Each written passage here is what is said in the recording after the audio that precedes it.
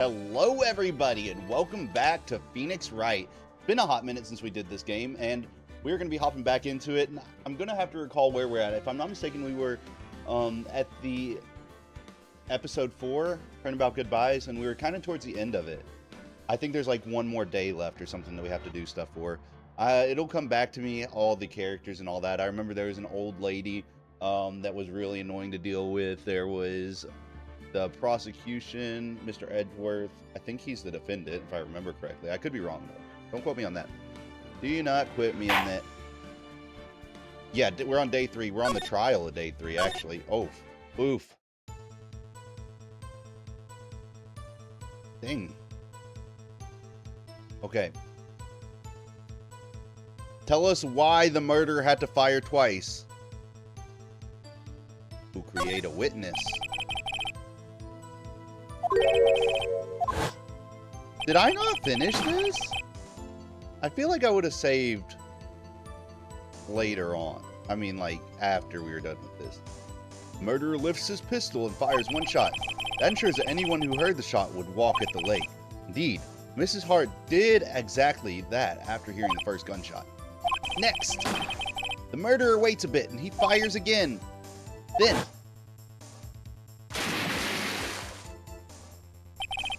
the murderer jumps from the boat himself, leaving the pistol in the boat behind him.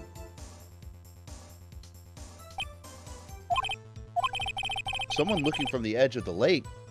This is on backwards. This is gonna bug me. To someone looking from the edge of the lake, it would appear that one of the men on the boat had shot the other. The murderer didn't know about the automatic camera, of course, and flock cameras. That's why he shot twice, to draw attention to the boat. Once you realize that, everything else falls into place. The boat shop caretaker swam back to his shop, then he put Mr. Hammond's wet coat back on the body, and he threw the body into the lake. This is what happened, Your Honor. These are the events that transpired that night at Gourd Lake.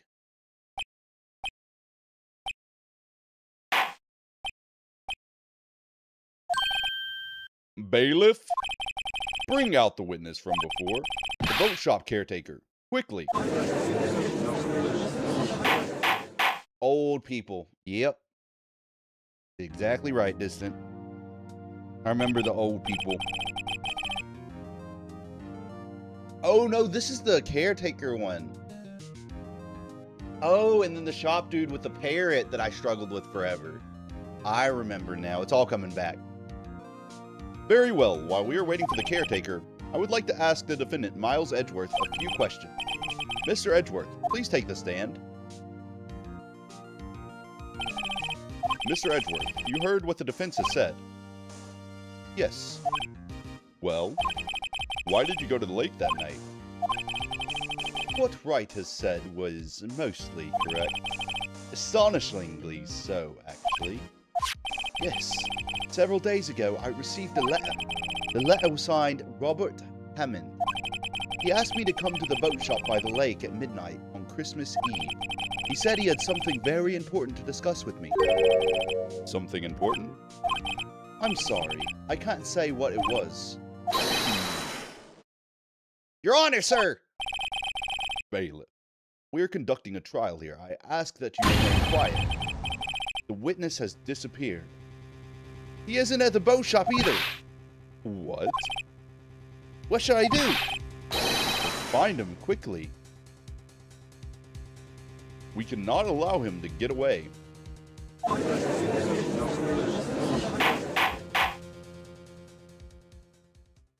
What's up, Distant? Mr. Von Karma, your witness has disappeared. Ah, a search warrant has already been issued. Goes without saying that I cannot declare a verdict under these circumstances. I will extend the trial until tomorrow, the final day allowed. I request that the police department utilize all its forces to find that witness. Am I understood? One more thing. Just who is that boat shop caretaker? I think his identity has become very important to this trial. I want him, and I want to know who he is. Very well. Court is adjourned. Buzz! What does that mean? What you talking about over there, distant? Hey, would you like me to play some music? Just let me know what the vibe is.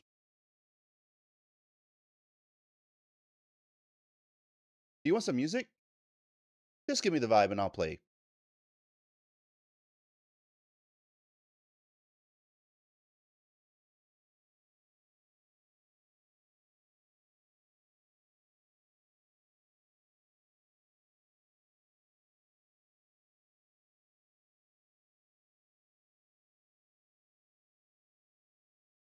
Hold on one second.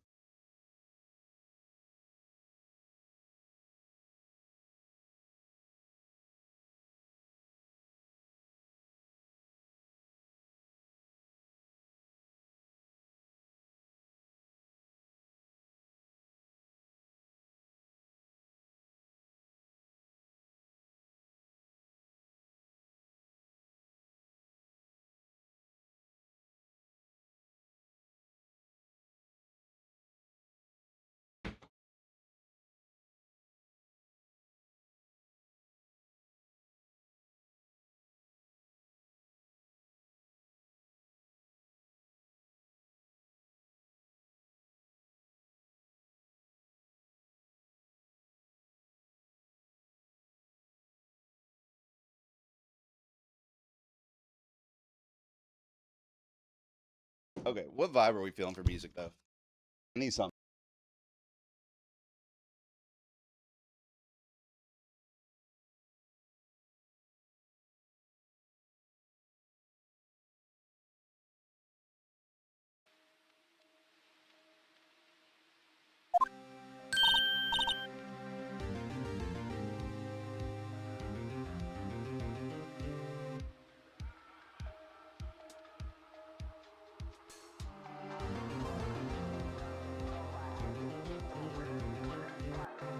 Go. Okay, music is here. Get her. Yay, Nick, you did it! Yeah, well, at least we got out from under that guilty verdict. And what about Larry? That was something else. Even Von Karma didn't know what to do with this testimony. Larry really helped us out. Sure, once I sifted through his unique testimony. Still, he did save us. I just wish our cases weren't so down to the wire all the time. I know what you mean. Sometimes I feel like it's us on trial instead of our clients. Hey, Edgeworth. Mr. Edgeworth?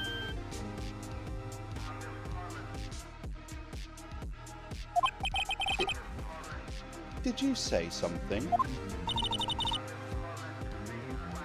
Don't look so pained.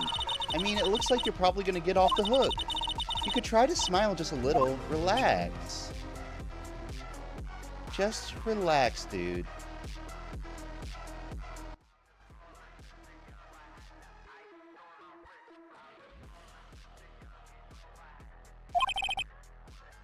I'm sorry, but I fear it's not over for me yet. What do you mean? Right. There's something that's been troubling me for a long time now, and I don't know whether or not to tell you. Edgeworth? No, there's so little time left. I want to tell you to get it off my chest, but... I can't make up my mind. What is this about, Edgeworth? It's a nightmare I've had. A memory of a crime that I committed. A crime you committed? A memory of a murder. Ooh. Hootie done diddle. To be continued. Yeah, I could have sworn that we did that. Yes. Save progress. Yes.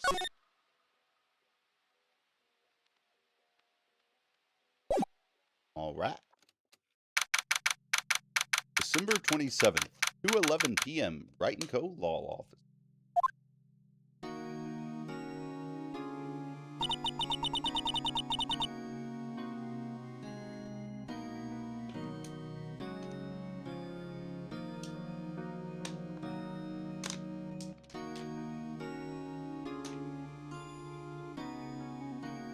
Murder! What was Mr. Edgeworth talking about? A memory? A memory of a crime that I committed. A memory of Mordor. Do you really think that Mr. Edgeworth killed him? I don't believe it. Not Edgeworth. Some painful memory has been troubling him recently. But he'd never take someone's life. Never. Nick. Yo, how's everyone doing? What do you think of my performance today? I had him swooning in the aisles, huh, Maya? Swooning? Me? What do you mean, why did it end early? Oh, I guess because I was watching the People's Court or something, it like, frickin' it cut it off early, which was a little bit unfortunate. I seen reaction videos to the People's Court and stuff, so I don't know why I did that, but it is what it is. I just know not to do it in future. I'll have to probably just record reaction. I'll have to probably just record reaction content like that specific. But yeah, that's what happened last time. Oh yes, I do remember feeling quite faint. Right on. Tell me the truth. It was like love at first sight, right? Right, Nick? Huh? Me? Well, maybe my heart skipped a beat or two. I think you can do better than that. Like, come on. I saved Edgeworth in there, dude. Edgy? You guys should be bowing before me. Trial today. You did. If you weren't there, Larry, I'm sure Mr. Edgeworth would have been found guilty.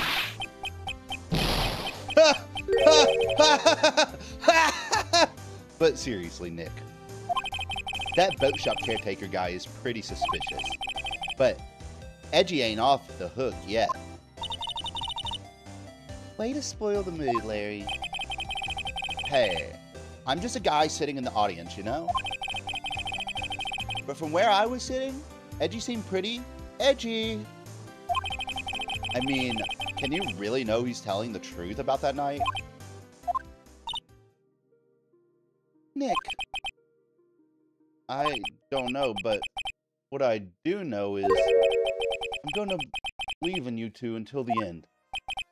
Us two? Edgeworth and who else? You mean me, right? Nah, he means me. Right, Nick?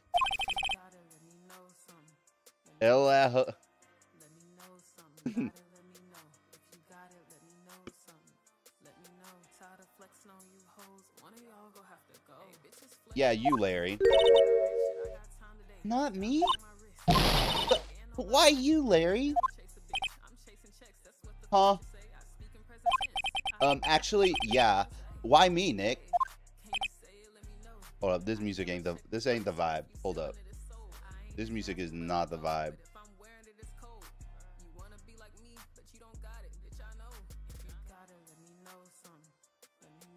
We'll do dramatic.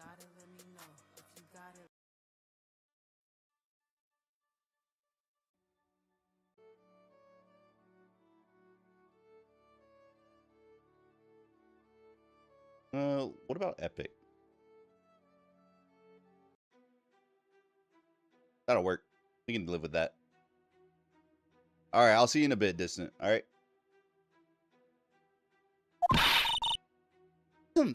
Enough with the silent treatment. Nick, why do you trust Mr. Edgeworth so much? I mean, he's changed recently, true, but when we first met, he was kind of a jerk, don't you think? You didn't know him back then. Back when he wanted to become a defense attorney. Wait, was that when you two were classmates? Yes, in grade school. They saved me. Miles and Larry, they saved me and I'll never forget it. That's why I became a defense attorney, you know? What? Hey, Larry, what's he talking about? Huh? Sorry, I kind of forgot. Okay, Nick, out with it. I'm going to hear this story today, and that's final. Okay. It's kind of a long story, so hang in there. It was the very end of 3rd grade. I was on trial. A class trial. A class trial? Alright, I guess we're going to be getting into the class trial then. Do you remember Larry Spring? End of 3rd grade? Kid in our class got his lunch money stolen. Lunch money? Our school is pretty small. Every month, kids would bring in an envelope with money for lunch from home. I see. Anyway, this kid's envelope disappeared with $38 still inside. Yeah, now that you mention it, I do remember that. I can see why you'd forget, though. You were out of school that day. Anyway, the envelope had been stolen during PE class. I was coming down with a cold, so I'd skip PE that day. I was the only one not in class. So, they thought you did it?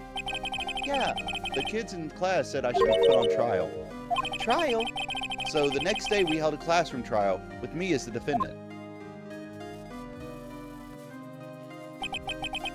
I didn't do it. Guilty! He did it! Guilty, it was you! Thief! Give me the money back! You're such a meanie. No one play with him. You just admit you did it. You can't hide the truth. Tell us the truth. We're not going to play with you anymore. Yeah, and he shouldn't be allowed in the relay race. Give me back my 50 cents I loaned you. Now, Phoenix, you know you shouldn't steal people's money. It's not right. In the end, not even the teacher thought I'd done it. Go over and apologize, Phoenix. I didn't know what was happening. I was so sad I couldn't stop crying. Everyone was staring at me like I'd done it. I tried to apologize. I went to where the boy whose money had been stolen was sitting. That's when it happened. Objection! He shouldn't have to apologize. The only thing that belongs in trial is evidence. Anything else has no place. You should all be ashamed, immatures. Miles? It wasn't you who stole my money, was it? No. Then you shouldn't apologize. Everyone's been shouting you did it, but no one has any proof. That is why, Your Honor, this boy is innocent. But, Miles, it was your money that was stolen. Yeah, he did it. He's the one. We don't need proof. Make him say he's sorry. Why don't you all just shut up? This is always how it is. Everybody ganging up and picking on one person. Just think how he feels. He said he didn't do it, so he didn't do it.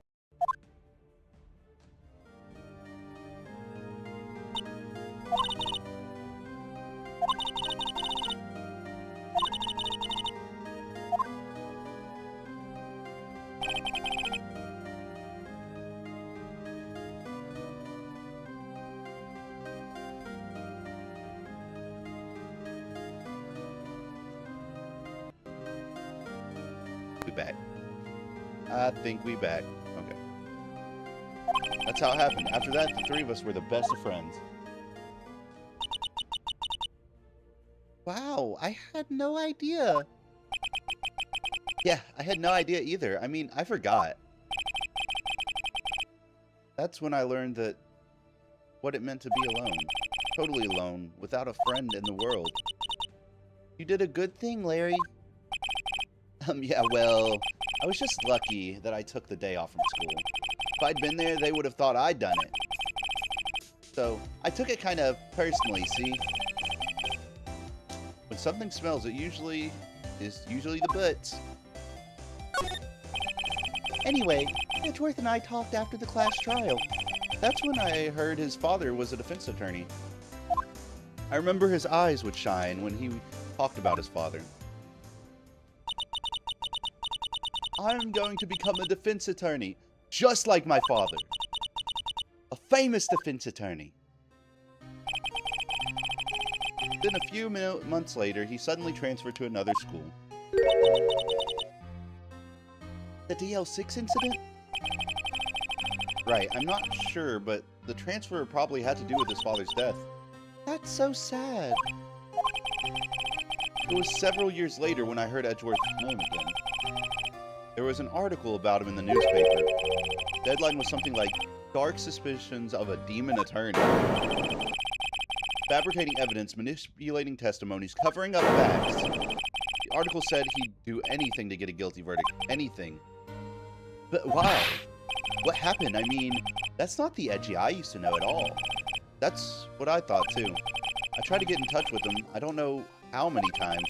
He never replied.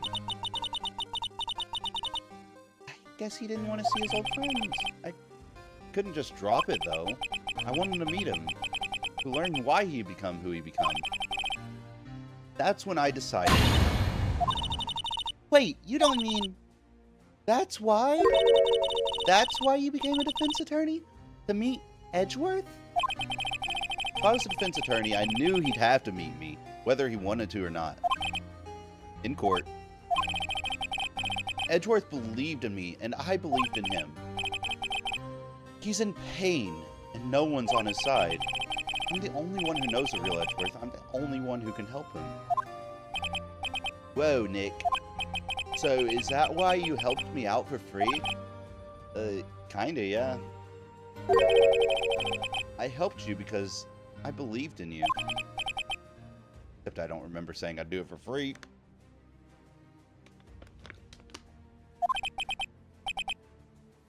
Aw, Nick. Nickelodeon. Nick. We have to save Mr. Edgeworth if it's the last thing we do, okay? It very well might. First, there's that rental boat shop caretaker. We need to find out who or what he is. I'd settle for who. I guess I can clean out some of this evidence I no longer need. Okay, let's go. Alright. Sorry, I'm remembering the controls right now. It's a little bit tough. Wait, do you feel, this in the chat said, do you feel bad when you go to Walmart? They ask if you want to donate 2 cents to children's charity, and you're like, nah, those kids need to provide for themselves. Okay, well, no, I don't feel bad, but I also don't think that it's because they need to provide for themselves. I think it's because it's just corporate getting a tax break, so I don't really care to do that, because they've already donated the money, from my understanding. We're just paying them back for having donated it. So there's really no need to do that.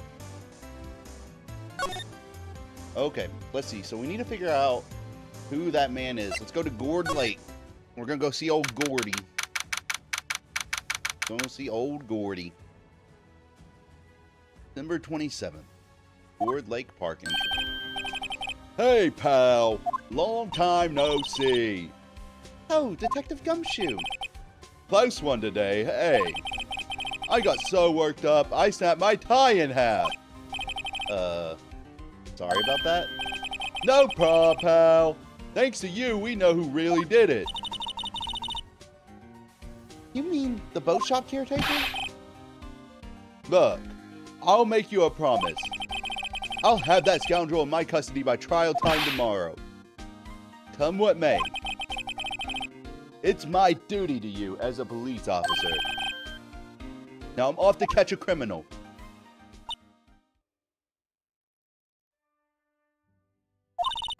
Detective Gumshoe sure is active today.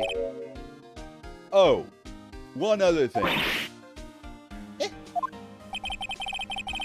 No one can go into the woods today. The woods? Where Lotta was camping? The woods are off limits to camping, and apparently the park ranger found out. He got pretty mad. No one can go in for a while. I guess Lotta's in a lot of trouble. I don't even want to acknowledge that pun. It's too early for this, even though it's 12 a.m. It's too early for those kind of puns, dude. Heck no. I guess Lotta's in a lot of trouble. Ha-ha. Yes, I did hear that Dolly Parton died. It's quite unfortunate. Anyway, I'll be seeing you tomorrow. Okay, I guess we're not going to the woods. We'll go to the public beach then. See what's up. Ah, it's all coming back to me. Ford Lake, Public Beach. Huh? The steel eyesore is missing. Eyesore? Looks like the hot dog stand is closed, too. I guess Larry's too busy worrying about Mr. Edgeworth to show up for work. Okay. I don't really think there's anything to examine over here too much. Yes, Larry has the day off. He was pretty happy about saving Mr. Edgeworth. True. We owe him big. Okay. Well, I don't really think there's going to be anything out here. I don't see anything of any kind of notable worth. So. Nope. How do you move again? Oh, move. The giant button that says move. Only I would have known. Hard to figure out. The boat rental shop. That old caretaker got away. Yep. I never imagined he might be the real murderer. Ahem! I'd know that clearing of the throat anywhere. Oh, hello! What might you be doing here? Out for a walk, hmm? Ah, the days of my youth, like the scent of fresh lemon, you see. Mr. Grossberg, this is no time for idle reminiscing. Mr. Edgeworth trial ends tomorrow.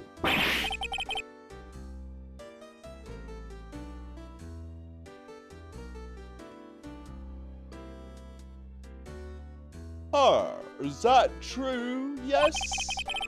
But from what I saw of today's trial, Edgeworth should be fine, right? Well, what do you mean by that? Well, I'm not quite sure. If you find anything out, come by my office at once. I may be able to offer you some assistance. Thanks. What do you think Mr. Grossberg is doing here anyway? Who knows? Okay. Nothing out of the ordinary out here. Go into a shack.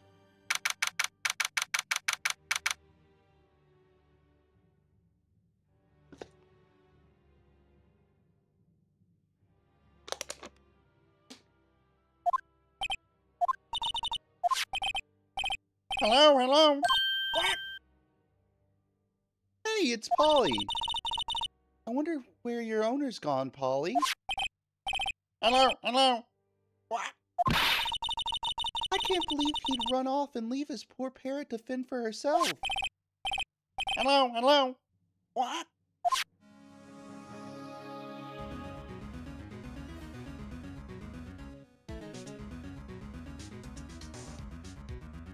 Why don't they have a movie for Phoenix Wright?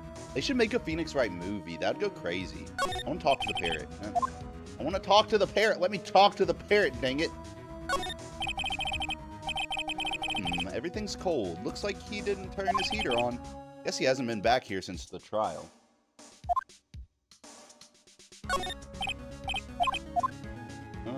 We get into this yet? That reminds me, Nick. Polly here knows the number to the safe, right? Yeah, that's right. Polly, what's the number to the safe? 1228. 1228. What? Let's open it, Nick. I'm sure there isn't any money in there. Aww. But hey, he keeps it locked, right? So there must be something of value in there. I'm not so sure about that. Okay, Nick, let's see what's in there. I guess there might be a clue or two. The only thing in there is a letter. A letter? Aw, boring. There's no name or signature on this thing. It's handwritten in very precise, clear letters. Get your revenge on Miles Edgeworth. Whoa! Hold up. We got a motif. We got a motif. We got a motif, y'all.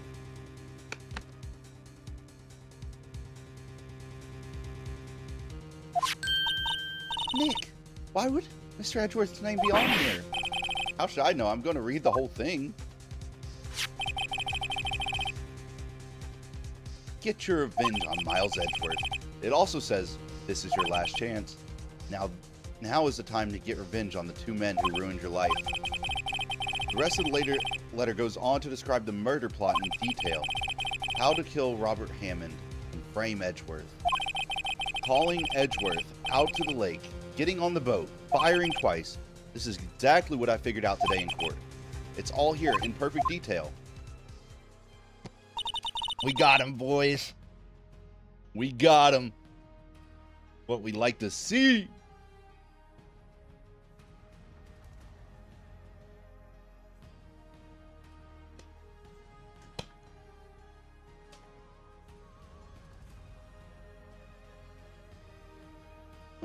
What do you think it means, Snake? I don't know, but it looks like these are instructions for that caretaker. When he killed Robert Hammond and called out Edgeworth, he was following instructions. Why would he listen? Hold up. Let's wait a second. Why would he listen to somebody about murdering somebody? He would have to have himself a motive too, so maybe it had to do with money. Maybe money's a motive for him? Maybe it's something else? Who knows?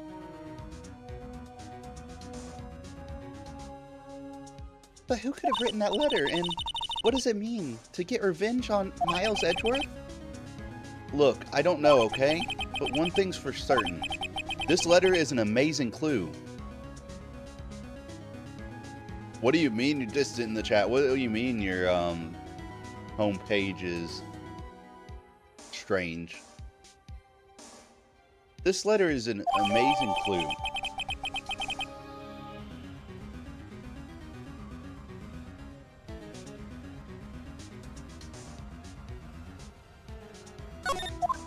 Alright, it was added to the court record.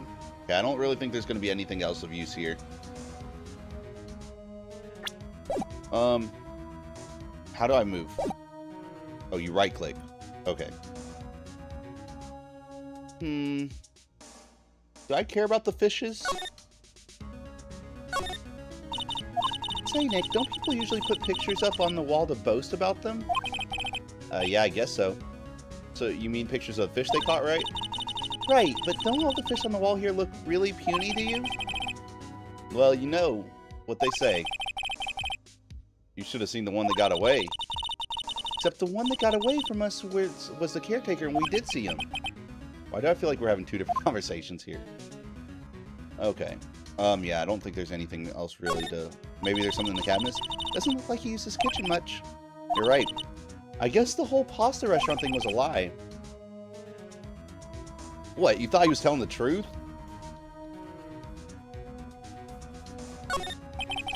I'm suspicious of underneath that little newspaper thing. I guess it's so the bird can poop. Never mind. Makes sense. Okay, well, we did find something of substance, so we will go to the Grossberg's office. Wait. Can I not leave here? Excuse me? Excuse me, can I not leave? Oh, you have to go to the entrance. My bad. I see. Okay. Grossberg.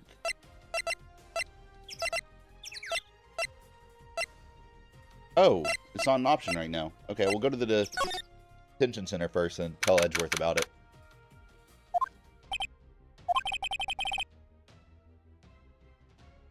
You look grim as always. Mr. Edgeworth, I heard the story about the class trial. Class trial? Whatever do you mean?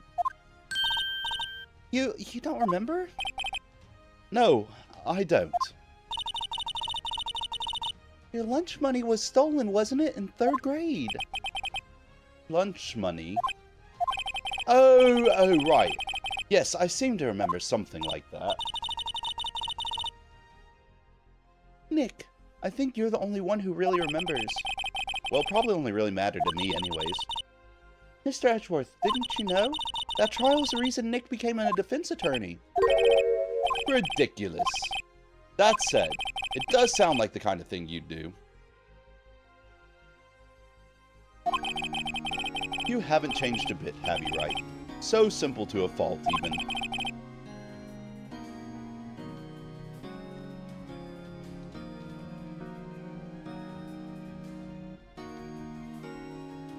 Do you think that's true, Distant? I still feel like they're still doing what they like doing. But I mean, That's how they keep their channel afloat, is by following trends, a lot of them. Especially if they're bigger. I don't think there's anything inherently wrong with that. Because if you want YouTube's algorithm to push you out, you need more people click, and more people click on things that are trending, you know? At least that's my understanding of it. But, I don't know. I just do what I do. But I can't speak. The bigger YouTubers, I could see why they would do that. Because that's how they make a living. And if they don't get as many views, they make less money, and YouTube kind of accumulatively stops pushing them out as much if they start getting less views and less views. They look at that data. I can kind of see it. But I get what you're saying. But yeah, I think you changed too much, Edgeworth. Perhaps. Hold on. I want to present him with that letter that I saw real quick. Edgeworth, see this letter? This came out of the safe in the shack where that boat rental caretaker lives. I see. Revenge on me? Who is this old guy anyway? I don't know. Could he be an innocent defendant you got declared guilty or something? Nice, right. But I don't remember that old man. Not at all. So he was following this letter then? Which means there was someone else behind it. Now is the time to get revenge on the two men who ruined your life.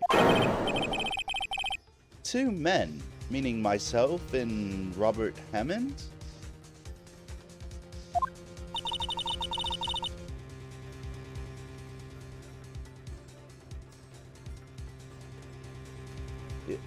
It also says this is your last chance.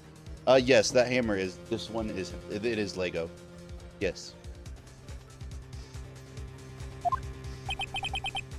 Last chance. Wait, maybe he's talking about the statute of limitations on the DL6 incident? Wait, that old man. What is it? Do you know who he is? Yogi. Could he be Yogi? The bear? Name. Yogi. The suspect in the DL6 incident, the one who was found innocent?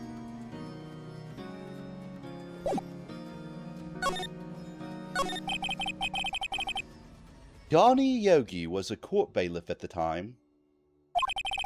We just happened to be in the elevator together 15 years ago.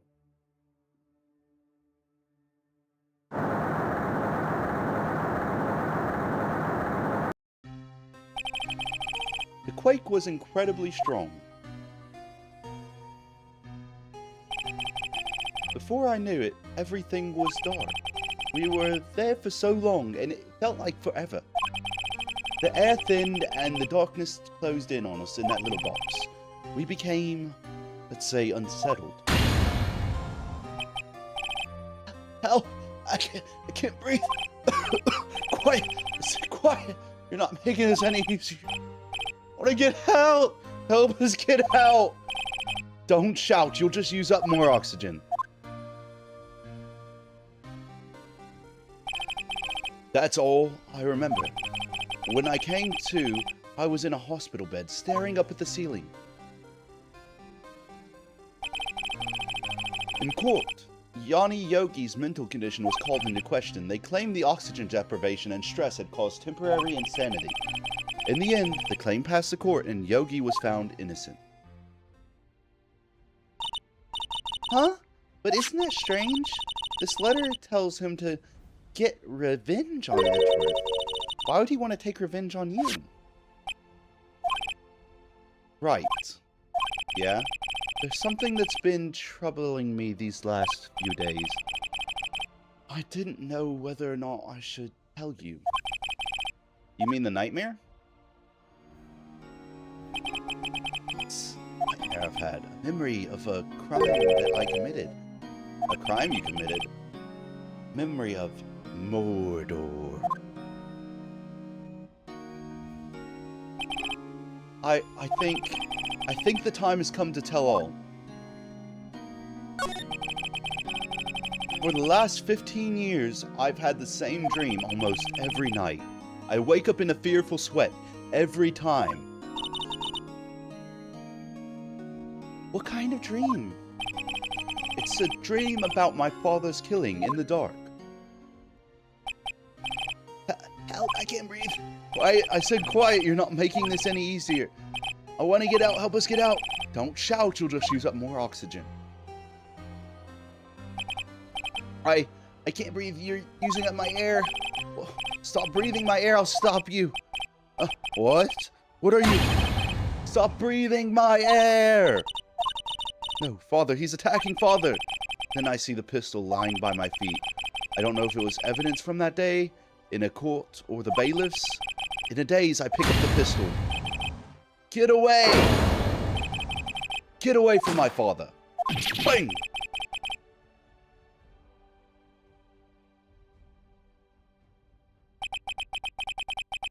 And with that scream, I wake. It's a bone-chilling scream. Bone-chilling, I do say. A scream that rung in my ears for the past 15 years. But that's just a dream, right? Right? That thought is the only thing that has kept me sane for the last 15 years. But what if I'm wrong? What if it's real? They say that sometimes people shout out memories in self-defense. Maybe it was I who killed my father. What? If you think about it that way, this letter kind of makes sense. Get your revenge on Miles Edgeworth. Think about it. Yogi was really innocent. That's why he wanted revenge against me. Wait, Edgeworth, you mean it was me? I was the true criminal of DL6. I shot my father. This is bad. What are we gonna do? Nick, what can we do? I don't know. I don't think there is anything we can do, like it or not. There's someone else who knows a lot about the DL6 incident, maybe? Grossberg. There is, Nick. There is someone who knows about DL6. Okay. I could go through it and do all the dialogue options, but we're cooking right now. We're really cooking.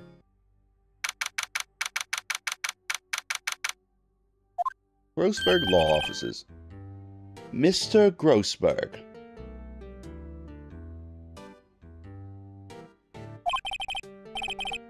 Hello. What's wrong? You look troubled. No kidding. I can't believe you're not. Just calm down and tell me what's happened, It's Mr. Edgeworth. He...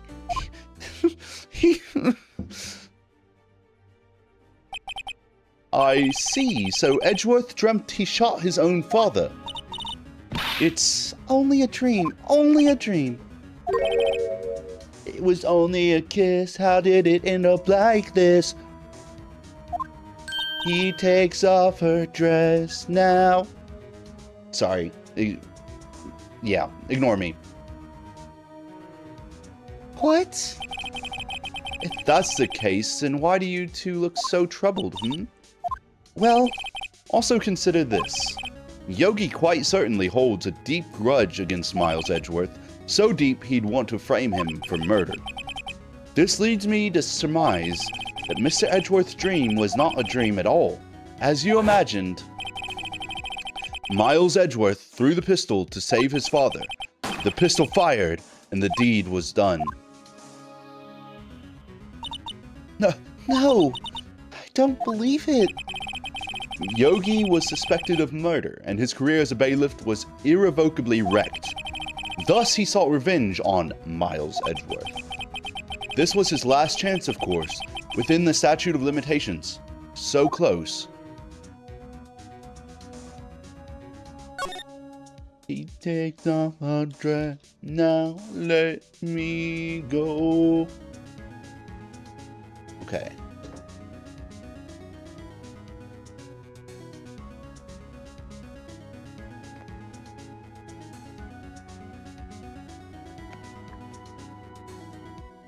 Okay, let's talk to him about Gregory Edgeworth. Sure. What do you know about Mr. Edgeworth's father? He was a defense attorney. It sounds trite, but it's true. Well, he may have had one peer now that I think about it. Your mentor, Mia Fey. My sister? Gregory Edgeworth was very disapproving of Mr. Von Karma's techniques. That's no surprise.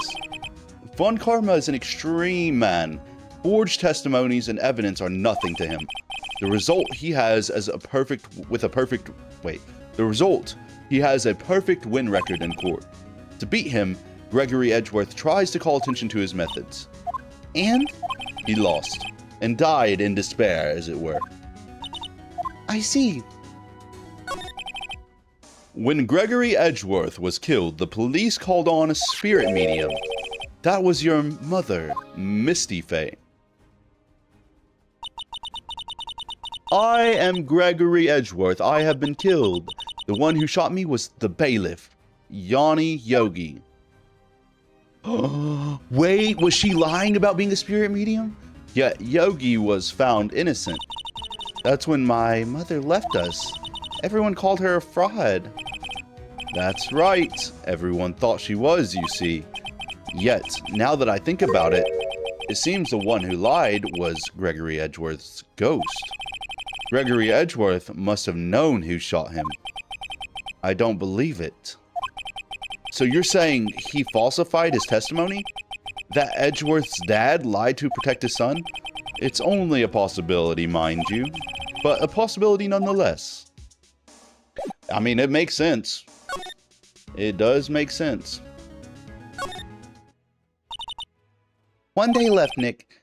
Yeah, I know. Well, no time to waste. Let's get going. Where do we go from here? Maybe Detective Gumshoe's back over there. Maybe I'll go to the... We'll see if there's anything going on here. Looks like Detective Gumshoe hasn't gotten back yet. Gumshoe, he won't be coming back today? Oh, really?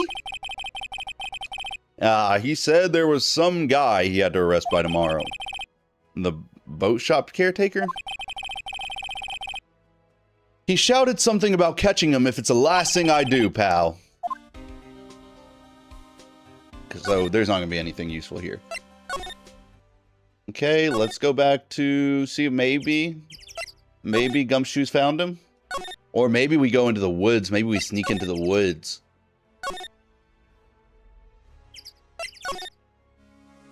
Nothing else here? Okay. I mean, I could exhaust my dialogue options with him at the detention center. It's a possibility. Probably what I should do.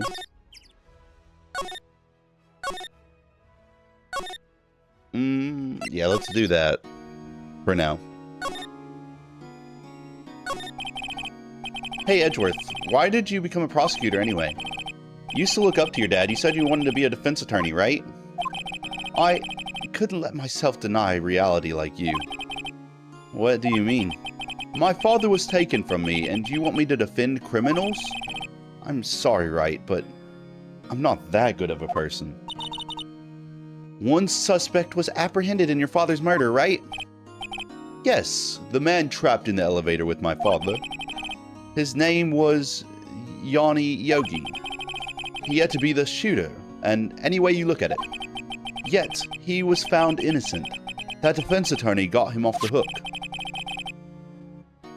That would be Robert Hammond. On that day, 15 years ago, the three of us were trapped in that elevator for 5 hours. When we were rescued, we all suffered oxygen deprivation. I had lost all memory of the murder. Lost your memory?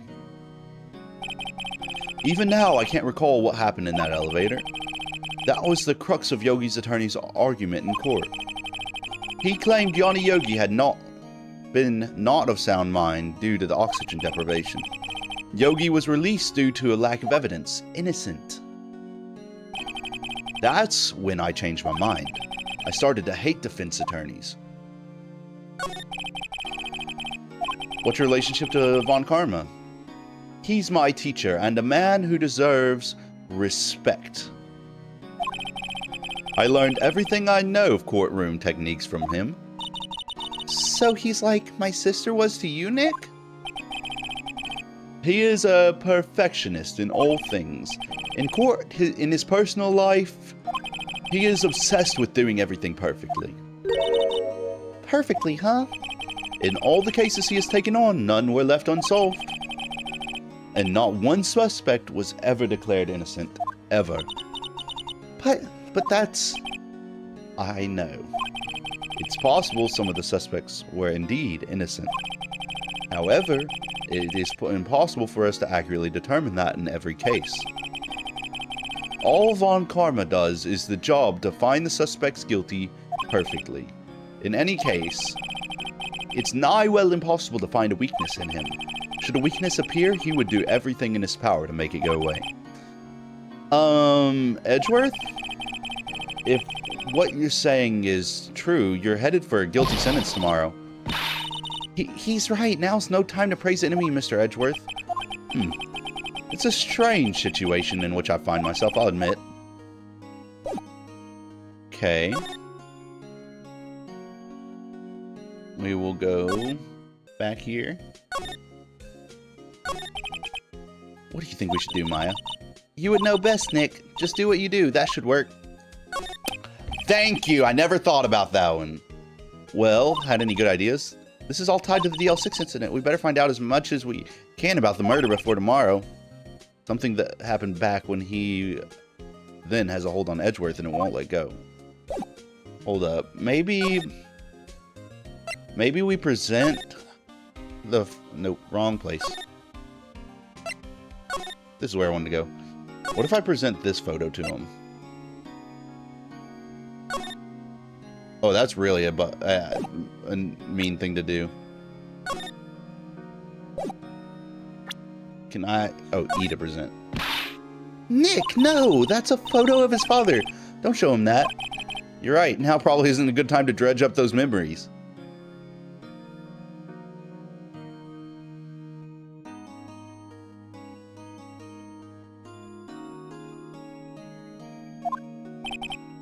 What is it? Nothing. Okay, maybe I present that to Grossberg?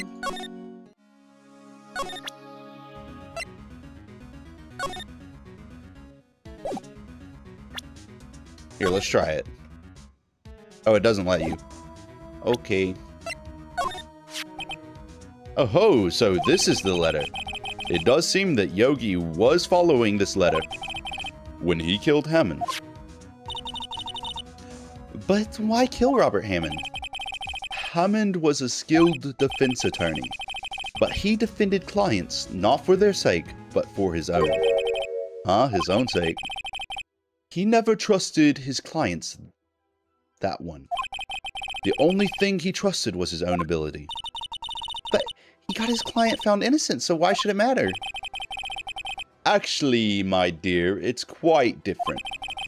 He won that innocent verdict for no one but himself. Yogi was a free man, but socially, he was ruined. You'll understand soon enough. Wait. What is it? This letter. I've seen this handwriting somewhere before. A long time ago. Whose handwriting was it? Do you have any idea who wrote this? I find it likely that it's Yanni. Maybe it was Yanni Yogi. Yanni Yogi. You claim he wrote himself this letter, then followed his own instructions? Yeah, I guess that would be what happened. Maybe I think he has a split personality, eh? I think that's definitely a possibility, yes. No, I think not. I do not know this Yogi in any case. There's no way I would recognize his handwriting. Oh, right. Yes, right. I'll ask you again. Do you have any idea who wrote this letter? Whoa. What if Von Karma did it to get... Whoa.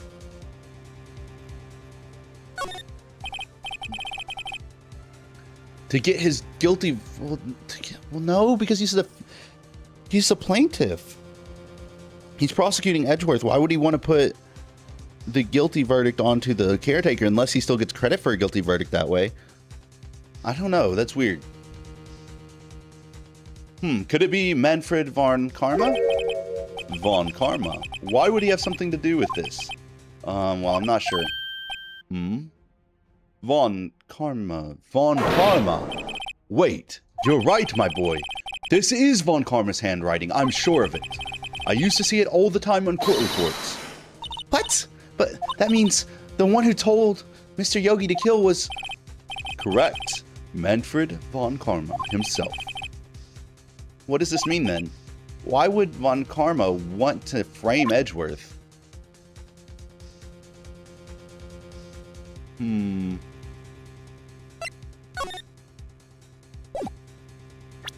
Why would he want to frame Edgeworth?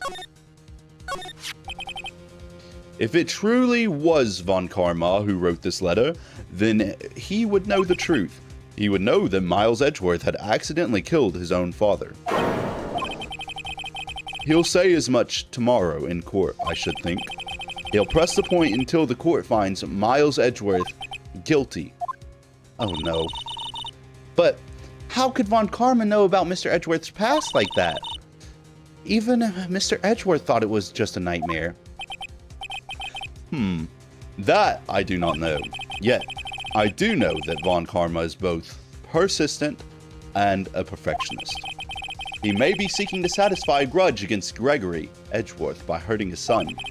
What do you mean? It was 15 years ago. Von Karma met Gregory Edgeworth in court, and von Karma did win. But he didn't make it through the trial unscarred. What happened in the trial between Edgeworth's dad and von Karma?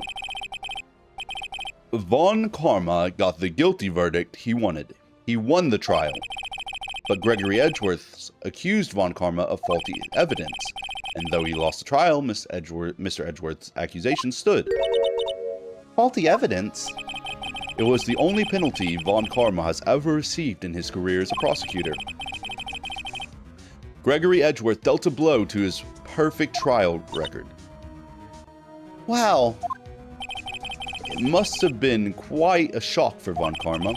He took a vacation for several months after that, you see. A vacation? Yes, an unusual event for the man. That was the first and the last vacation he's taken in his many years of prosecuting. Really? He doesn't take any vacations? Like go to the sea or the mountains or anything like that? Don't tell me he's never been to Europe. You have strange ideas about vacations, Maya. In any case, that was the only time he took a vacation from work. I believe the penalty upset him quite a lot. Odd if he wanted to keep a perfect record so badly. Why would he take such a long vacation? What do we do, Nick? Von Karma is going to bring up DL6. You can bet on it. What if Mr. Edgeworth pleads guilty to DL6? I won't let him. Yes, Mr. Wright. I hate to say this, but even accidental murder is murder, you know. I know that. I just believe in Edgeworth's innocence. I can't believe he'd kill someone. But, Nick, Mr. Edgeworth admits it himself. His father must have lied to protect him from beyond the grave. I don't care. I know he's not guilty. Mr. Wright, if you say so, I suppose I could go check again. The police files might hold something of interest. Mr. Grossberg, thank you. I can't promise anything. In fact, I think the chances of finding something are quite slim. I get it. The police materials, Okay, I guess we're going to the police department. But before I do that, I'm going to go use the restroom. Criminal Affairs Department, sure. I'll be right back. I'm going to go use the bathroom real quick. I'll be right back. No problems. I'll be right back.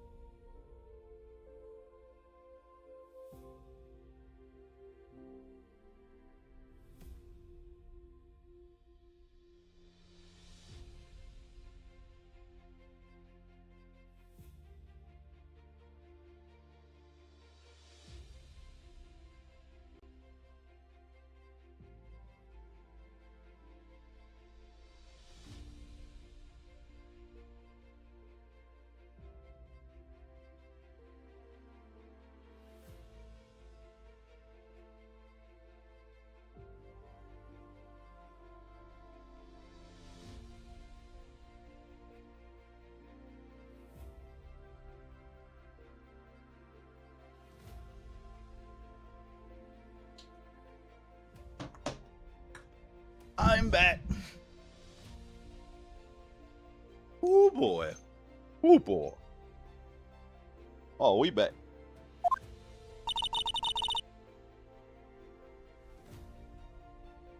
There's hardly anyone here. Everyone must be out looking for the old guy, Yogi. It's you. I don't think Gumshoe will be coming back today. He's staying out late looking for someone. Sounds like Detective Gumshoe is pounding the pavement for real. We were wondering if we could check out the records room again. Well, now I can't have just anyone wandering around in there, but I guess Mr. Von Karma is in there now anyway. Whoa, hold up, plot twist. Mr. Von Karma, the opposing lawyer, is in there right now? And he's the one responsible for all this? Seems kind of fishy. It's a little bit fishy, y'all. Von Karma? Yeah, he just arrived, actually. Nick, let's hurry. Records room, please. Thank you. Police Department records room. Dusty as always. We were only here just yesterday. I'm sure they just haven't had time to clean. What's wrong, Nick? Nothing. I was just noticing that he isn't here. Von Karma? Kind of odd. Can I examine the records, please? The one that's open? It looks like there are files in that glass. The case is so dusty I can't see what's inside. Nick, it's locked. They must keep important case files in there. I want this specific one that's open. My bad. I thought I clicked on that. My bad. One of the drawers is open. Someone must have been looking in it recently. The label says unsolved cases evidence. Unsolved cases. Nick, the file for DL6, it's completely empty. What? What are you doing in here? Karma? You. How do you know my name? Huh? Have we met? What are you saying? We see each other every day, don't we? We're Miles Edgeworth's defense team. The defense team? I beg your pardon. You see, I rarely remember defense attorneys. They're like bugs to me, needless things to be crushed. Should I? This is probably a bad idea, but I'm going to present them with the letter. I'm going to present it. This is probably an awful idea. This was you, wasn't it? You instructed Yanni Yogi to commit murder. Yanni Yogi. How many years has it been since I've heard him called by that name? He's a fool. I told him to burn it after he read it. So you admit it. You wrote Mr. Yogi this letter. Yes, my dear defense attorney. Thank you for taking the trouble to bring it to me. You've saved me from a lot of needless hassle. What? Nick, what is that thing? A stun gun for self-defense, usually. Indeed. 600,000 volts will course through your body like a dog touching an electric fence. 600,000? That is a lot of volts, y'all. I know my voltage, that's a lot of volts. It's not the volts that kill you, though. It's the amps. Oh. Don't worry. People don't die from it. Usually. Now give me the letter. No! No! Whoa! What are you? Nick, run! Maya! Out of my way. What?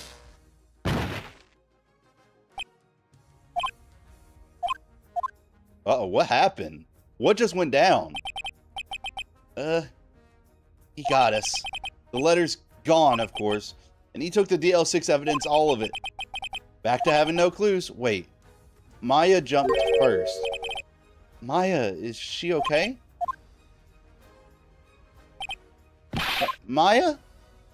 Oh, did he kidnap Maya? No shot he kidnapped Maya, dude. No shot. Maya, open your eyes. Maya! The letter, did he take it? Oh, yeah. Are you okay? I couldn't stop him. I jumped as fast as I could, but one shot from that thing knocked me out cold. So useless. No good as a lawyer. Or a medium. I can't even call my sister. Not even now, when we need her.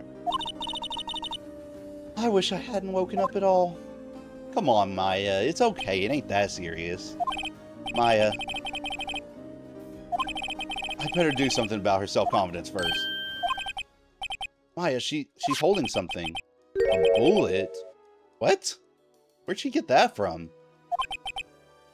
The L6 incident. Evidence number 7, taken from the heart of Gregory Edgeworth. I remember, Von Karma was holding this when Maya jumped him. The L6 bullet stashed in a pocket. Prove it to you, Maya. You're most definitely not useless. I'll prove it to you in court tomorrow. Oh, well, it looks like we're going to court. Looks like we're going to court, baby. Yes, I would love to save my progress. Bro, I had so much easier of a time doing this one than any of the other cases. Well, this last part. Normally, it takes me a hot minute to do it. This one, nope. I zipped right through this one. I'm low-key killing it. We having a good day. We crushing it. We all crushing it. This is it. Judgment Day. Today things are going to get settled at last. A lot of things. Ah! What? What's the big deal? Sorry, Nick. I only touched your shoulder. I guess the shock hasn't worn off from my run-in with the stun gun yesterday. Anyhow, today's the last day on trial. Good luck, Nick. Yeah, thanks, Maya. Edgeworth is looking glum as always. I hope Von Karma doesn't push him too hard. Whoa! What are you doing? Sorry, I'm sorry. Just thought I'd cheer you up with a pat on the back. Maya? Maybe you should go outside and just charge a little. That sounds a little bit weird. Ain't gonna lie. Right, good idea.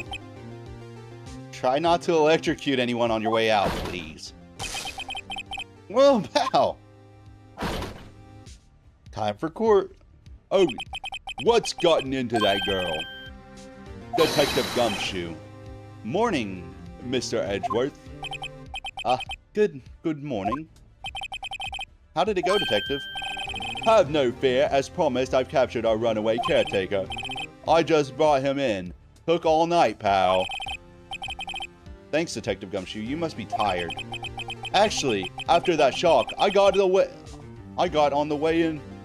Wait. Actually, after that shock I got on the way in, I feel pretty good. Yogi says he's forgotten his own name, but that has to be a lie. Why would he want revenge on Edgeworth if he couldn't remember his past? He does remember, and I'm going to prove it. Court time. Alright, let's win the case. Alright. Court is now in session for the trial of Miles Edgeworth. The defense is ready, Your Honor. The prosecution is ready. Right. Well, very well. We have reached the final day of our proceedings in the trial. I ask the prosecution submit decisive evidence. Understood. Come on, be awed into silence by every little thing he says. Very well, Mr. Von Karma. Your opening statement. Right. Thanks to Detective Gumshoe's efforts, the boat rental shop caretaker has been arrested. In yesterday's trial, the defense asserted that the caretaker was a murderer. However, the caretaker has yet to confirm this. I would like to ask the defense to cross-examine him as much as necessary. Very well. Please bring the witness into the courtroom. Ladies and gentlemen of the court, I believe you all remember our witness. He lives in the boat rental shop on the lake, from where he witnessed the incident. In addition, he has currently lost memory of his name and identity. Witness, why did you run away yesterday? Objection! The witness was not running away, as he will now testify. I see. Very well. Please begin your testimony.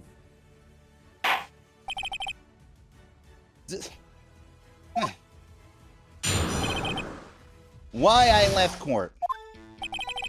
I'm really sorry about the leaving yesterday, like I did. But I wasn't running away or nothing. I went to buy some food for Polly, see? I figured I got nothing to do with this incident anyhow. I mean, I'd need one of those motive things, right? I don't got one.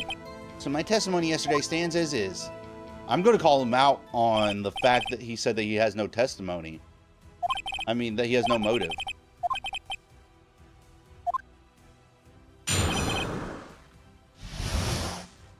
Okay. I'm really sorry about the just leaving yesterday like I did, but I wasn't running away or nothing. That is obviously a lie. I could trust on that. Then why did you leave? He's just about to say why. It's so hard for you to just quietly listen when someone's talking. I went to buy some food for Polly, see?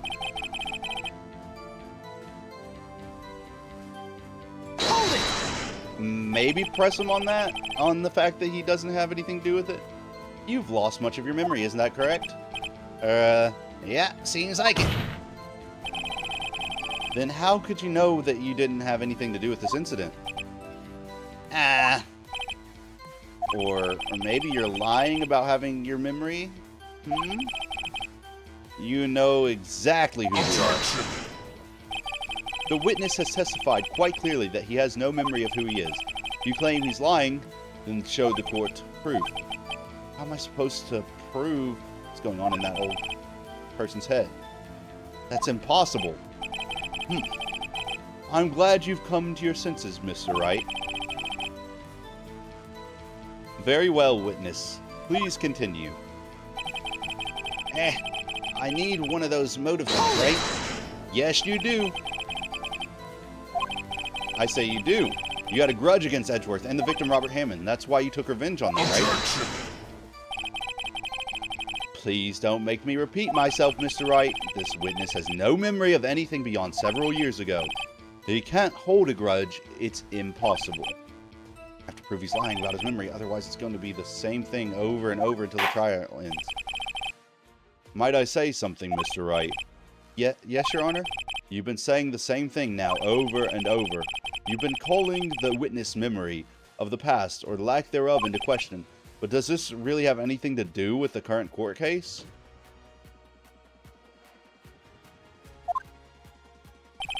Of course, Your Honor. The witness has said he has nothing to do with this case and no motive. But both of these statements are lies. Order, order. Mr. Wright, there's a serious problem with your claim. Are you saying you know who this witness is? Of course, Your Honor. Ho, ho. Now this is interesting. I would like to know myself. So, who is he? Don't play dumb, Von Karma.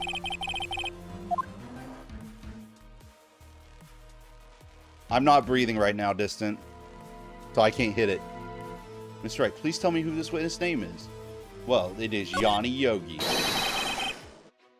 A former court bailiff. Yogi? That name seems familiar. Oh, Yanni Yogi. From the DL6 incident. Figures the judge would have heard of it. It was such a famous case. But what does this mean?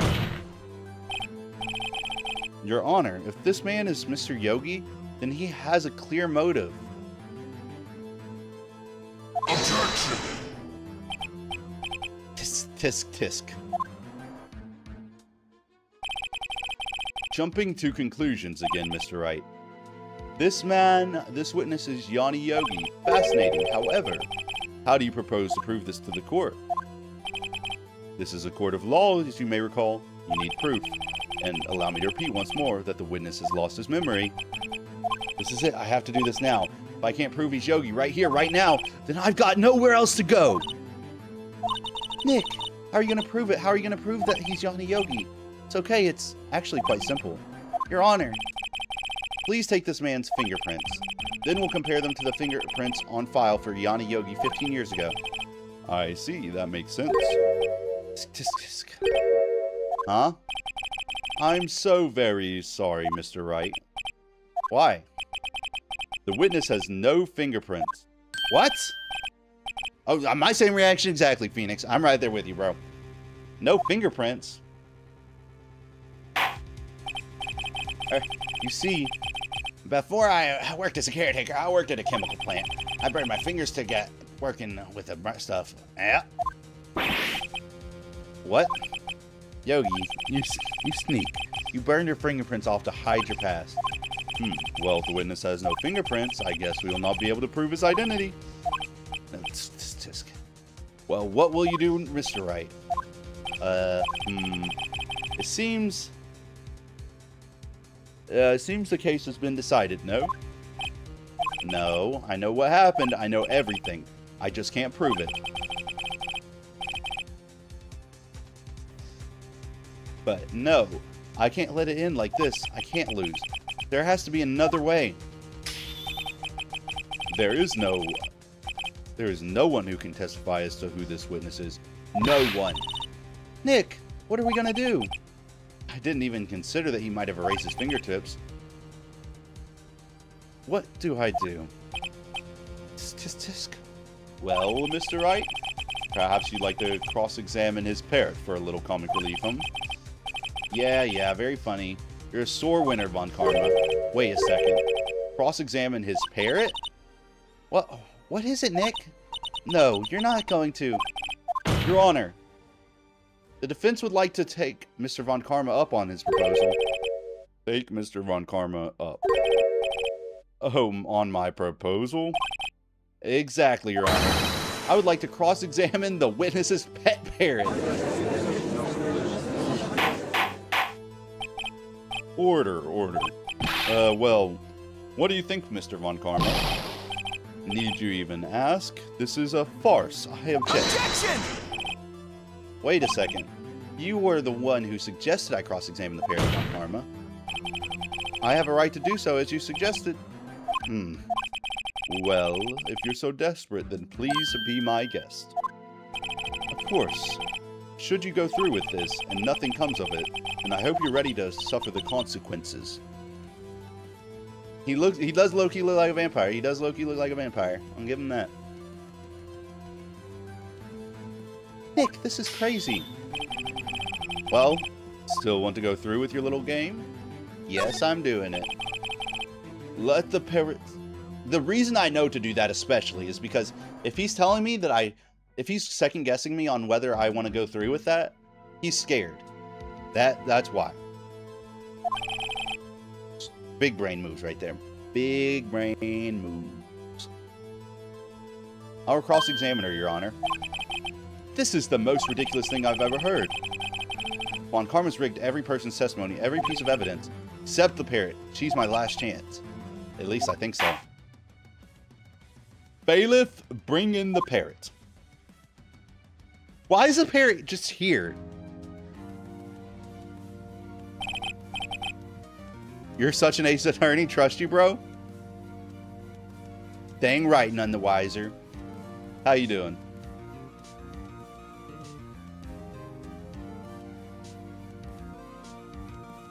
That's quite a bird. Please tell us your name. Name. The witness is ignoring me. It must hurt to be ignored by a bird. Very well, witness. Who is your owner? Please, testify to this. Squawk!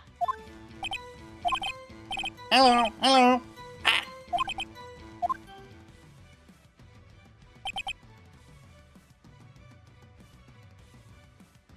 Alright, Distant. I will see you after the parrot leaves, I suppose. Certainly. You have a good rest of your night, Distant, if you're getting off. Certainly, the most concise testimony we've had so far. Very well, begin your cross-examination. Right. What are you going to do, Nick? I'm doing amazing, none the wiser. I don't know. What do we do, Maya? Who is your owner? Hello, hello. What can I present to it? Do I have anything that I can present? Perhaps a picture of? Marking the murder weapons barrel. I don't think that's going to be too much. Walk companion of the bow shop here answers the name Polly. I don't know why I didn't mean to present that. Hold up. I did not mean to present that. Okay. Let's see. What could I present? Maybe... What is this? Overhead map. Ooh, the parrot might recognize her. I don't know if she's that old. This game's music is still so good. It is pretty fire. I will give it that. This game does have good music.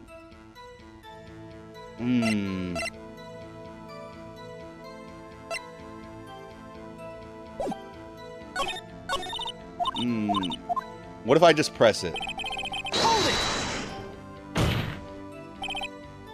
Witness, you can't just say hello and expect us to get anywhere. I want you to testify. Maya, you talk to her. Right, what do I say? Have we forgotten something?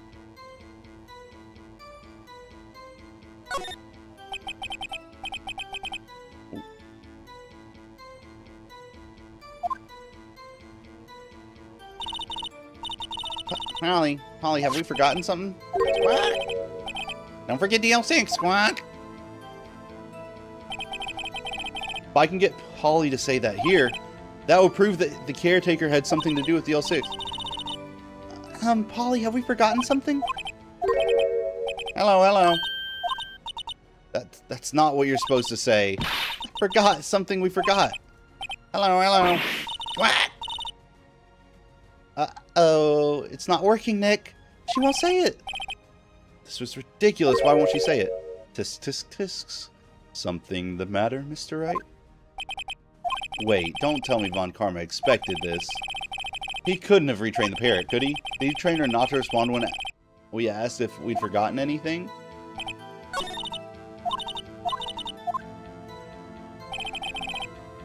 Hold it! Maybe there'll be something I can show. I want you to testify. Okay, I mean, we can ask what's their name. Polly, what's your name? Polly. I think we've established that the parrot's name is Polly. Does it have anything to do with her owner's identity? Ha! Fascinating. You claim that the parrot's name will prove her owner's identity. Then show us this proof. Nick, don't you think you're taking the bluffing a little too far? Listen, we're not here to answer the question of who is the caretaker. We're here to prove that he is Yanni Yogi. All we have to do is tie the name Polly to Yogi. Your Honor, the proof that the parrot's name reveals the caretaker's identity is...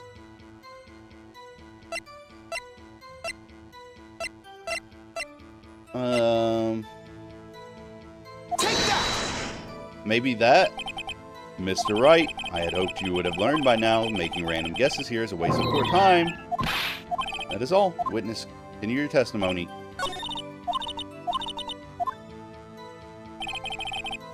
What is there that I can present?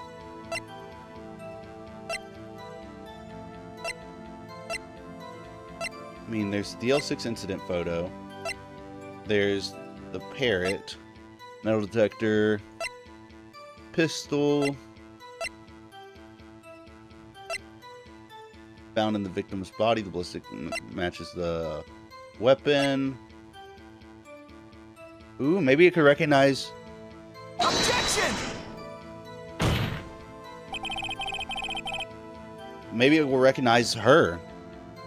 Hey, at least I was not penalized. You're absolutely right, none the wiser. The witness's statement is clearly faulty, Your Honor. I'm sorry, but I can see nothing faulty. Fortunately, I'll have to penalize you, Mr. Wright. That time I did get penalized.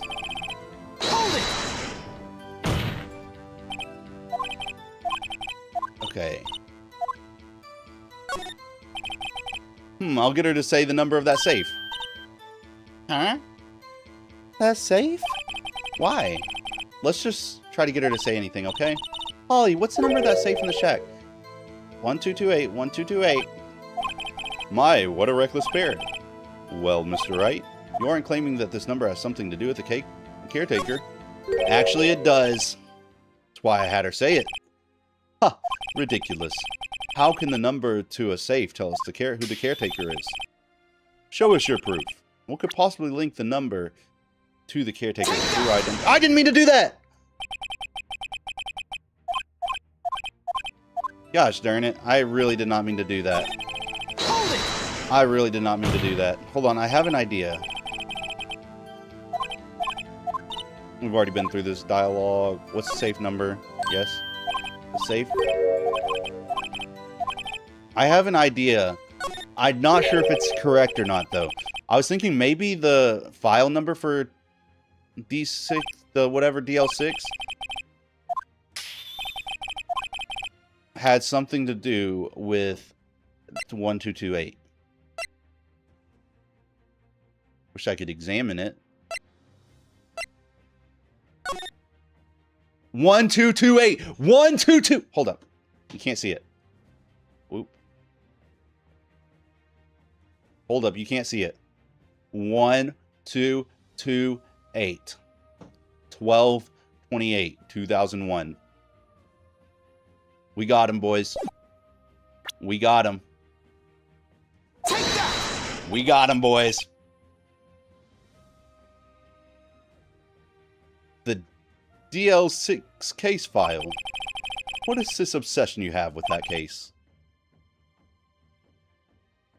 Mr. Wright, where in this file is something relating to that safe number? The case summary, I guess? It's on the case summary page. The case summary. Specifically the date on which the DL6 incident occurred.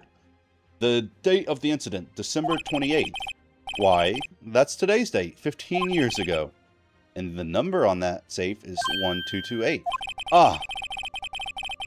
He used the date of the DL6 incident as a number for his safe, Your Honor. That's how important that date was to him. I see. It certainly is an interesting coincidence. People often do set their secret numbers to dates. This is not tangible proof.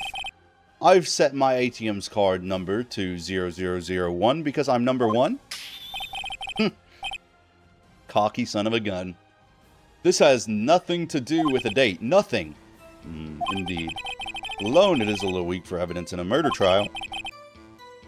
We would need some other corroborating evidence. Nick, we're getting closer. One more. If we can just get one more piece of evidence. Very well. Witness, you may continue. Okay, let's try... There is another one where we could present some evidence. Okay. What's your name? I don't remember which one it was that gave us the option to... Okay, the name Polly being attached to it.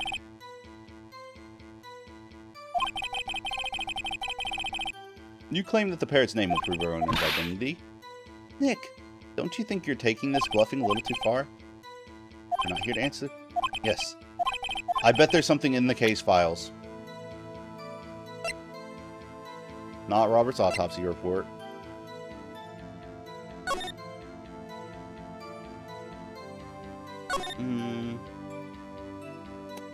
Gregory Edgeworth, age 35, defense attorney trapped in elevator, returning from a lost trial with his son. One bullet found in the heart. The murder weapon was fired twice. Yanni Yogi, court bailiff trapped in elevator with the Polly Jenkins committed suicide, their fiance. Oh, so the suspect data. We got him, boys! Boys and girls, we got him. Boys and girls, we got him. Objection. Oops. Large file you have here. Which page is this proof on then?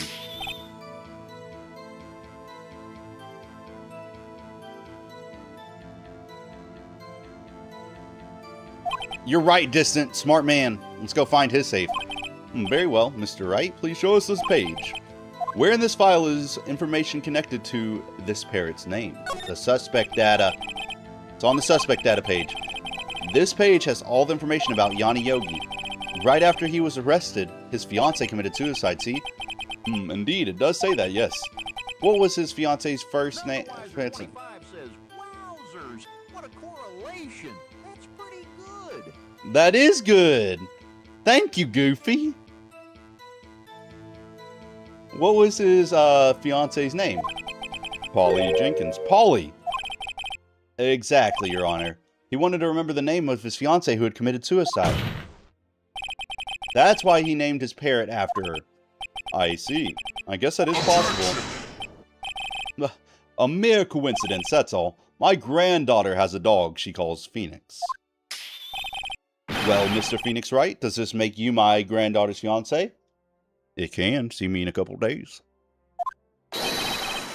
She's only 7 years old. Oh. Wait a second. Oops. Nope, I take that back. I take that back. Okay, that's enough. I think we've reached a conclusion here. This is a mere coincidence, that's all. True that it is a possibility. Oh no, Distant. Oh no. True that is a possibility. However, two coincidences at the same time seems more like a pattern to me. What are you saying? Summon the caretaker of that boat shop. Immediately.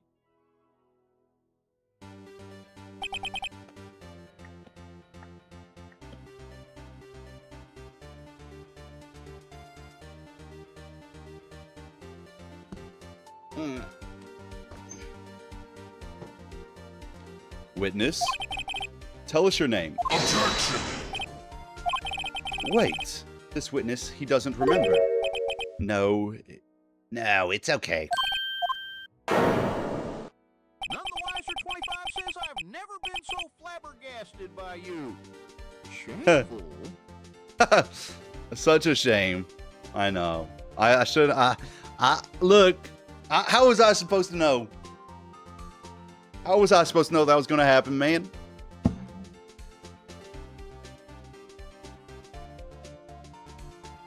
I've accomplished what I want to do. I'm done.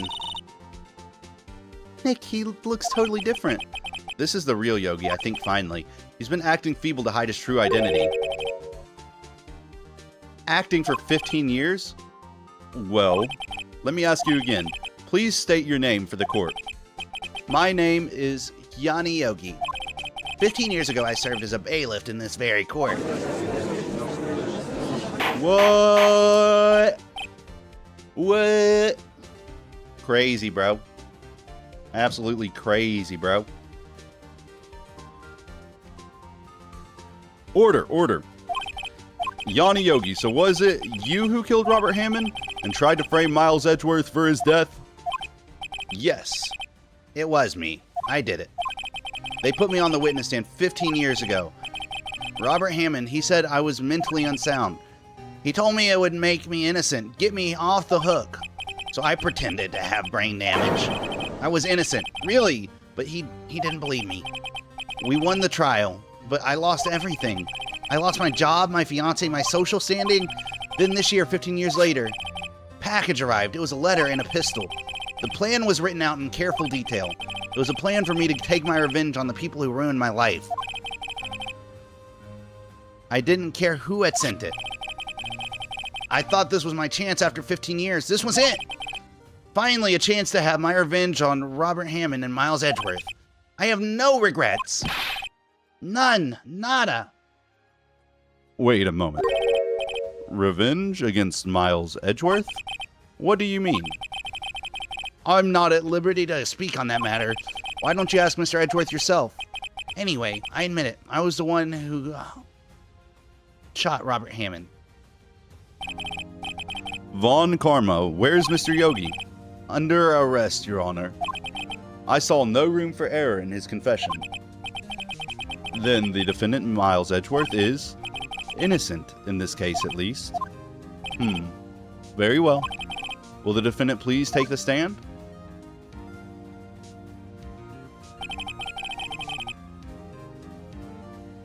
There are a few mysteries left unsolved. Still, you are cleared of suspicion for this particular case, so I would like to pass judgment on the murder of Mr. Robert Hammond. Any objections? I don't believe it. Why isn't Von Karma saying anything? Well, why isn't Von Karma saying anything?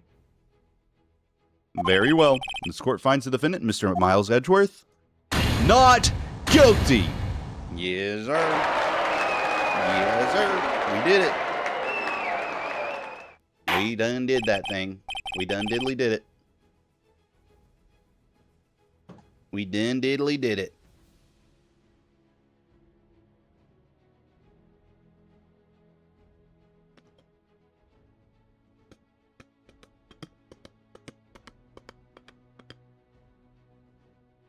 We did that thing.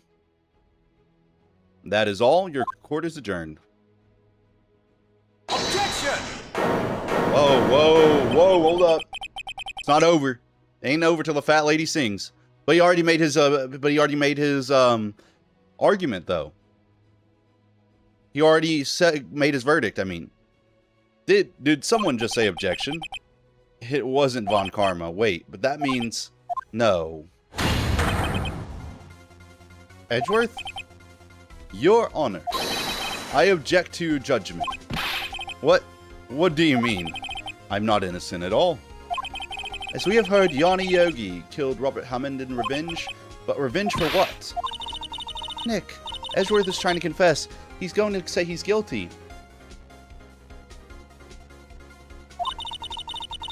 He's going to tell them that he was the murderer in the DL6 incident. He's going to tell them he killed his own dad. Uh-oh. No, I mean, I have to leave it to him. No, I'm sure Edgeworth thought about this one long and hard. This isn't my place to interfere. Are you sure? There's nothing we can do about it. This is his problem now. No, let him have peace of mind, man. We'll let him have peace of mind. For 15 years, I've had a recurring dream. A nightmare. It's only a nightmare that's what I told myself. But now I know it wasn't a dream. Yanni Yogi wasn't the killer. You mean in this incident where your father died? From the distance of the shot, it wasn't suicide either. Everything was as clear as day. The murderer, the criminal in the DL6 incident, it was me, Your Honor. I confess my guilt. I am guilty for DL6. The statute of limitations ends today. The culprit is me. Attaboy. Order. The defendant declared innocent is confessing to a different crime. Crime for which the statute of limitation runs out today. I'm not really sure how I should deal with this. Oh, it's obvious. We hold a trial right here, right now. We tried this man for a crime 15 years ago.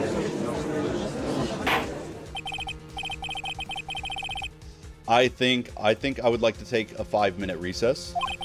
During this time, I will consider the appropriate course of action to take. Court is adjourned. I don't know if they can do that. If they can just say, oh, we're going to try another case right here, right now. I really don't think that they can do that. I do not.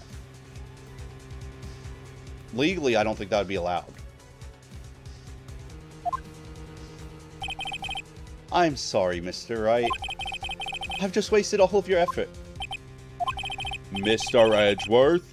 I just don't believe it, sir. I mean, you kill your dad? I didn't want to believe it myself, Mr. Detective. But it's the truth. I deserve to be punished. Murder is murder, no matter what the circumstances. This is crazy. Just crazy. Nick, what are you doing? Huh? Oh. I was just reading through the court record once more. I'm getting my case ready. Your case for what? Huh? Isn't it obvious? I'm going to prove that Miles Edgeworth is innocent. What are you talking about, pal? He just admitted to it. He confessed that he did it in court. I'm sorry, Edgeworth, but I don't believe your nightmare. What? It's just a dream. It's not real. The truth is right here in this court record. In any case, tighten your belts. The real fight is just beginning. I'll prove you're innocent. Trust me. Right. Bro, are we going to prove him innocent? Are we going to prove him innocent? That would be crazy work if we do. For a crime that he admits that he did, and seems likely that he did. If we prove him innocent, oh, we're going to get big lawyer bucks, dude. We're going to be rich. Now then, I would like to resume our trial. Judge, Miles Edgeworth has admitted his own guilt. He has confessed his crime. Let us begin by hearing his testimony. Then, though pointless, let the defense do their cross-examining. The statute of limitations on the DL6 incident runs out today. Though it's unconventional for me, I'd like to run this one by the book. I see. Does the defense have any objections? No, Your Honor. You knew this was going to happen from the very beginning, didn't you? Very well.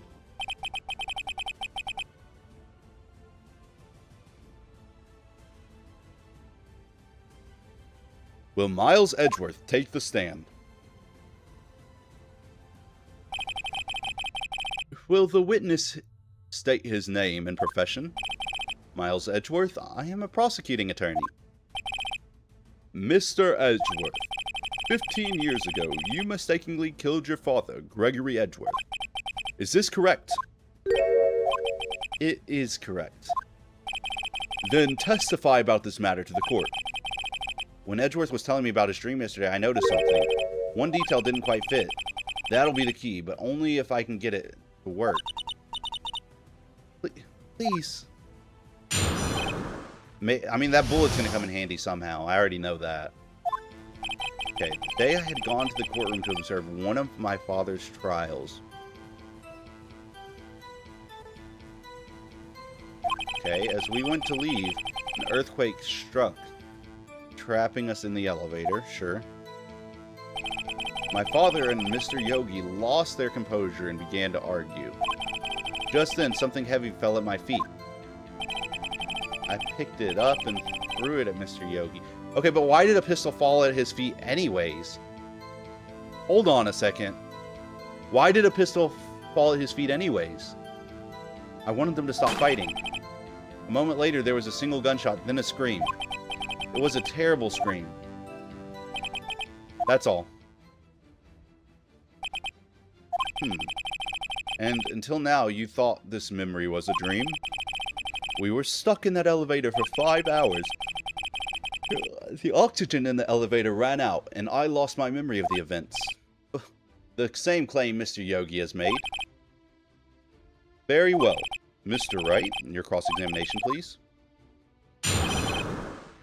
Hold on. I really need to go through my evidence. I really need to go through my evidence here. Hold up. First of all, we're dealing with the DL6 incident. Can I click on this? Taken from Gregory Edgeworth's heart, still bears clear ballistics markings. The murder weapon was a .22 caliber from that one. DL6 case file. Let's go ahead and look into it again. Air in the elevator was oxygen depleted at time of incident. No clues found on scene. Gregory Edgeworth, defense attorney, trapped in elevator, returning from a lost trial with son. Miles Edgeworth, age 9, 1 bullet found in heart. The murder weapon was fired twice. How was it fired twice if it fell once? That's the question. How could the weapon have fired if he dropped it and then heard 2 shots? I find it extremely unlikely for A, 1 to go off just from dropping it, B, 2 to go off from dropping it.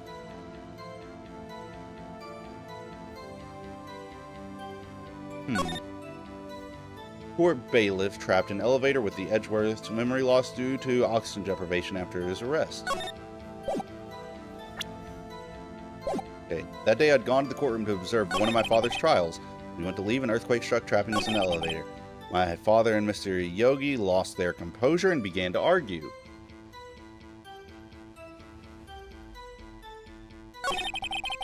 Just then, something heavy fell at my feet.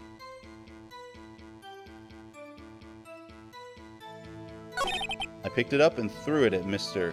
Yogi. I wanted them to stop fighting. A moment later, there was a single gunshot, then a scream. It was a terrible scream. Oh, I saw it! Okay, so there was 2 gunshots fired according to the report, but he's claiming only 1.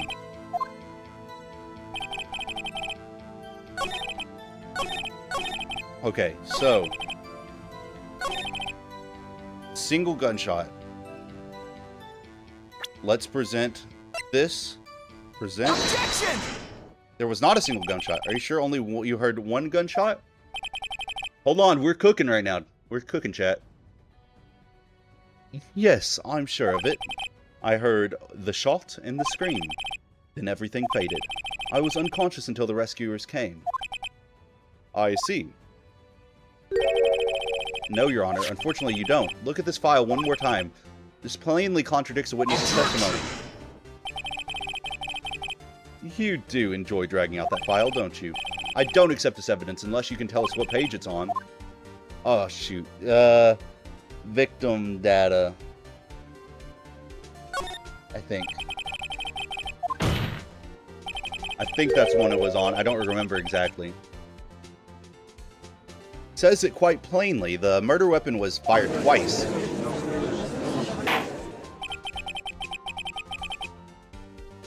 Oh! So a gunshot went off.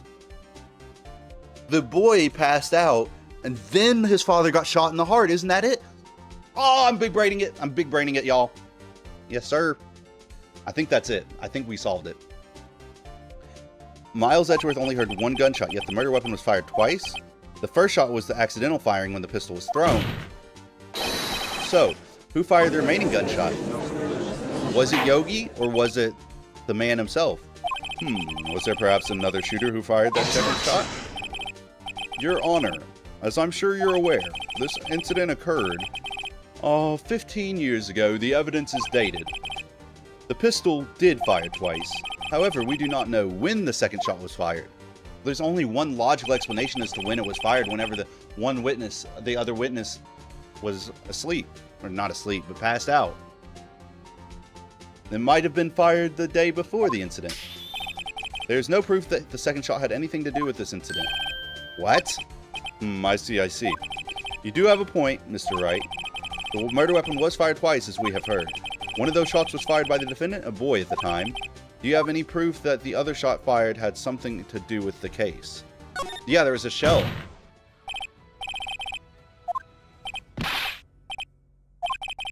Now, Mr. Von Karma, save your surprise for after you've seen the evidence. Very well, Mr. Wright, show us your proof. It's the bullet. This one's the one taken from his heart. Still bears clear ballistic markings. Take that! Mr. Wright, please think how we feel having to look at this evidence time and time again. Every time you show us ridiculous evidence, I feel, well, not meaning any harm and not doing any harm are 2 different things, Mr. Wright. Try again, Mr. Wright. Oops. Do you have any evidence that points that the second firing of the pistol is related to this incident? Hold on, I'm going to have to think this through.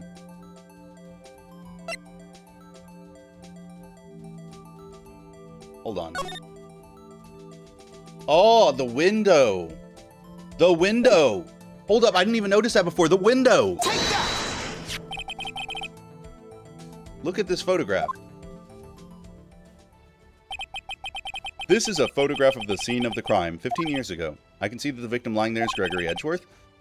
This proves the murder weapon was fired twice at the time of the incident. This photo proves it. So, let me get this straight. This photo proves 2 shots were fired where? Your Honor, please. Please get a clue. Show the judge. Do I really need to point that out for you? I really have to point that out for a appointed judge. That is crazy work, dude. That's obvious to anybody that looks at that. That is freaking obvious, dude. Ah! I dropped something. I dropped my little ring. Ah. That is crazy. What kind of people are they hiring for judges nowadays? That should be obvious. The contradiction is here. I see a bullet hole in the door. Yep. Your Honor, Gregory Edgeworth was killed by a shot from the pistol, and it wasn't thrown through because the bullet was still in his heart. Yet there's also a bullet hole in the elevator door. We also know that the murder weapon was fired twice. Thus, someone other than Edgeworth fired the second shot. He's probably going to say, well, it could have went through him. Is probably what Von Karma's going to say, I'm guessing. But we'll see. Order. Mr. Wright, what are you driving at? It's simple, Your Honor. At the time of the incident, 2 shots were fired. One went into Gregory Edgeworth's heart, the other hit the elevator door. Remember that the defendant lost consciousness after the shot he fired rang out? In conclusion, we must agree that the second shot was fired by someone else. Mr. Wright, but who could that someone else be? I mean, it could be Yanni, you know? Could be Yanni. The murderer, of course, which is either he killed himself or Yanni shot him. And they were arguing at the time, which gives the motive. I don't know, dude. I knew I wish I had stepped in before your wild fantasies got out of hand. Mr. Wright, look once more at the DL6 incident case file. Look closely. Try the case summary page. That's on page 1. Look what is written there. Not a single clue was found on the scene. If the pistol had indeed been fired 2 times, then the other bullet would have been discovered on the scene. He does have a point. That second bullet has never been found. Why? Because the second bullet does not exist. The bullet that claimed Gregory Edgeworth's life was the one fired by his own son. That is the truth of this matter. The whole truth. It was undoubtedly something else that made that bullet hole. It was... What else would make a bullet hole, dude? What else would make a bullet hole? Huh? Like, that's a bullet hole. What else is going to make a bullet hole? Mr. Wright has proven one thing to us quite clearly, that the murder weapon was fired twice at the time of the incident. However, as Mr. Von Karma says, the second bullet fired was not found. It's highly unlikely that the police merely overlooked the second bullet. So all we have is a single bullet fired. I'm afraid I have to discount the defense's claim. Tisk, tisk, tisk.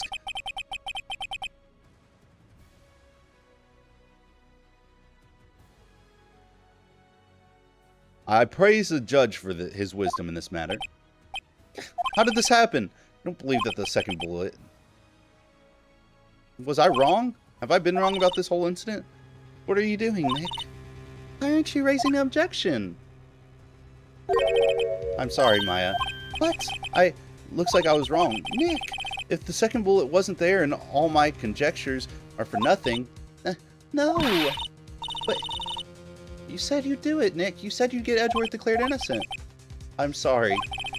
It's just when I saw the photograph, I thought that 2 shots had been fired. I was so certain of it, I thought I'd won. I thought that there was another person, someone else who fired the killing gunshot. But now, I was wrong to think it could ever be that simple. This case was stood unsolved for 15 years. Nick? Well, it seems that we have finally cleared up this incident. Only 1 bullet was found at the scene of the crime. The shot was fired by Miles Edgeworth. Precisely. I would like to ask one thing of Miles Edgeworth before passing my verdict. Have you been paying attention to the trial so far? Yes, Your Honor. Do you have any objections? No, I do not. So you killed your father, though. That was not your intention. Yes, I did. Oh, no. He's accepted the guilt. Very well. The statute of limitations on the murder of Gregory Edgeworth runs out today. Therefore, I must pronounce a verdict on the defendant today, right here. Right now. Indeed. Does anyone have any objections? I've been here before. It's just like my first day in court. There are so many things, but my mind's gone blank. I can't find the words. Mr. Wright, I do have an objection. Objection! Your Honor, I object. Oh, the ballistics on it would show that the ballistics on the bullet would show that he was shot twice, right? Nick. I don't know. This case is perfect. Must exist. Second bullet. What? What? What did you just say? Nothing. Second bullet must exist, but where? It seems waiting is not going to produce any answers from Mr. Wright. Wait, Your Honor. The second bullet, it existed. What? But we've just heard proof that it did not exist. I realize that, Your Honor. I'm really grasping here. It's just, someone took it from the scene of the crime. That's what happened.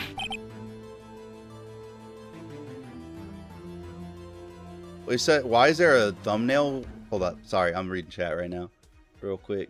Just for the one time. Real quick. Why is there a thumbnail here that says that one mean German man that YouTube doesn't like talking about found out about? I don't know. Why does it?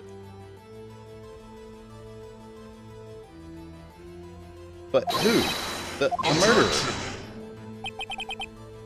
The murderer? Then tell us, just who is this murderer?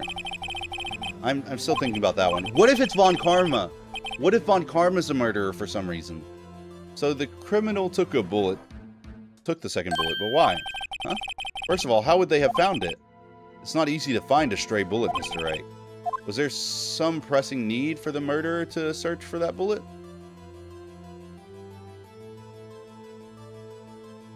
The murderer had to find it, or the murderer didn't need it?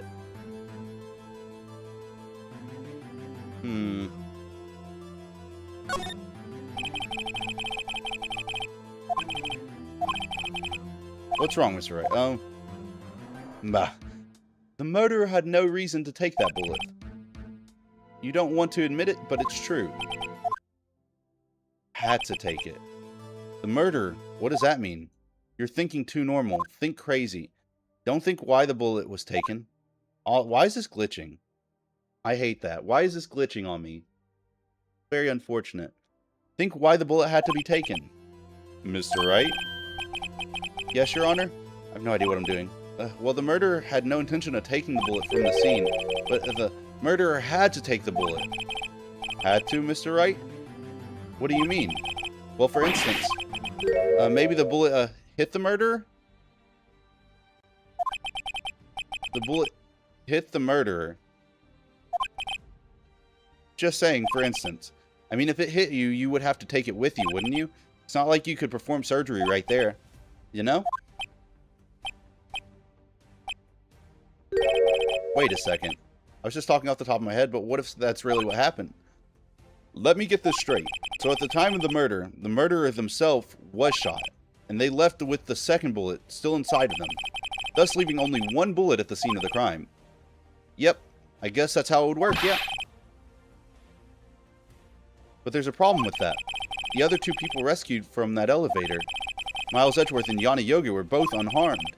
So that would mean the murderer came from outside, yes.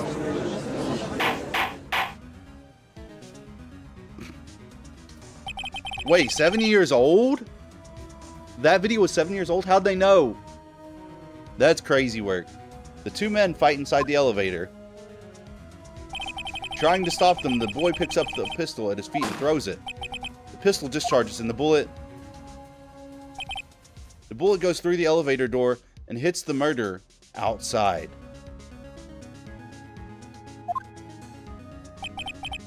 The boy loses consciousness. Then the murderer opens the elevator door and sees the men inside.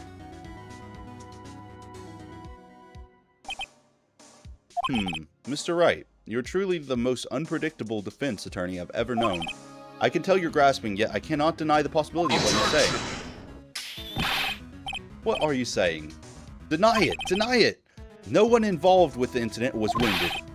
There was no murder. No one was wounded at the time of the incident. He's right. I can't think of anyone. Hey, Nick. Huh? I just thought of something really crazy. Crazy? Remember that Mr. Grossberg? What Mr. Grossberg said yesterday? Gregory Edgeworth dealt a blow to his perfect trial record. Wow. It must have been quite a shock for Von Karma. He took a vacation for several months after that, you see. Yes, an unusual event for the man. That was the first and the last vacation he's taken since that case.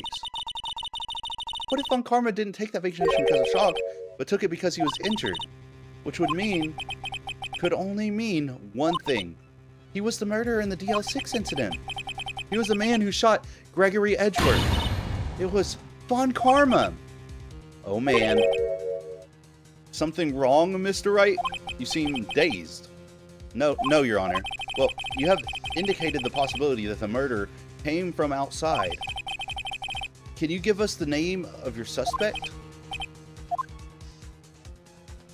Save it for a better time.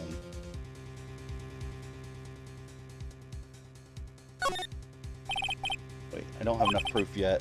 I'm thinking we present the evidence of the bullet first, and then we can do that. Mr. Wright, something the matter? I'm fine, Your Honor. Tisk, tisk, tisk. Shall we carry on with the trial, then? That said, we have no farther to go. All that is left is the finish. In other words, the verdict. What? Not yet. Think, Mr. Wright. You have said that someone from the outside was the murderer, yet you cannot suggest anyone as a possible suspect, which means your conjecture is worthless and will be rejected, of course. Nick! Now's no time to be holding on to that trump card. Trial's almost over. Alright, I may not know what I'm doing, but here it goes. Your Honor, there is one suspect. Well, this is certainly interesting news. Very well, Mr. Wright. Who is your suspect? What?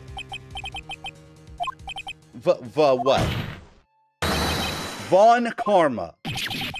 Von Karma?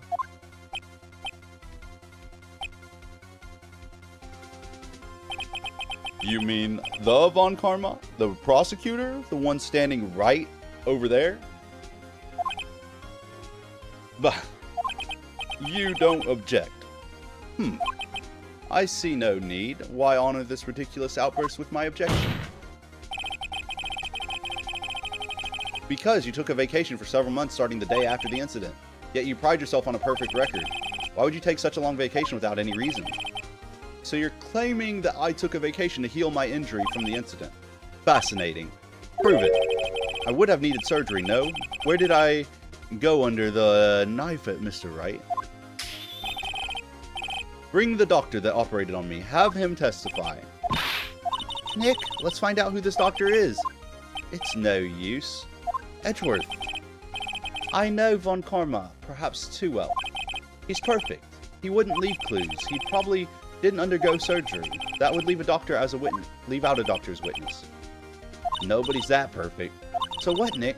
Did Von Karma pull the bullet on himself? That's insane. No, he couldn't have. You can't just pull bullets out of yourself. Wait, what does that mean? The bullet has to be somewhere, but where? Tisk, tisk, tisk. Well, Mr. Wright, can you produce evidence to prove that he was shot?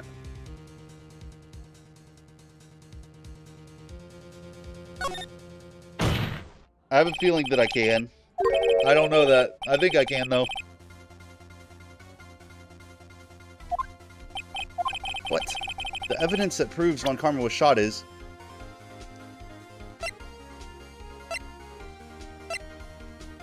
maybe... the DL6 bullet? Let's try it. The metal detector? Oh! Smart! Distant! W distant in the chat, bro. The metal detector? Oh!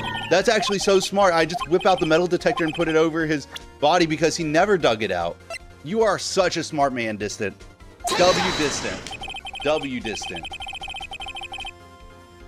Von Karma is perfect. He wouldn't risk surgery, leaving an evidence trail. So smart, dude. So then I ask, where's that bullet now? I think it's unlikely that Von Karma would perform surgery on himself. You don't mean... I do. There is a possibility that the bullet is still inside Von Karma. Is it even possible for all these years? Well, there's one way to find out. We could use this metal detector. Well, Von Karma, I'm gonna run this over you and see what we find. I refuse. You refuse? But refusing this means you acknowledge that the bullet is still inside you. Order, order, order. Your Honor, the defense requests that we would be allowed to use a metal detector. Judge, I call for a suspension of this trial. This is an invasion of privacy. The statute of limitations runs out on this case today, so we have to take care of it now. It was you who said we had to end it right here, right now. Enough. I permit the use of the metal detector.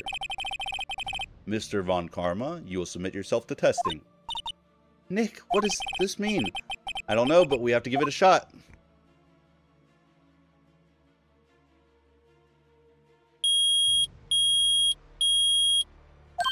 Bro, why is it doing this? I feel like it's not supposed to be on a black screen. It reacted. Something's inside his right shoulder. The bullet.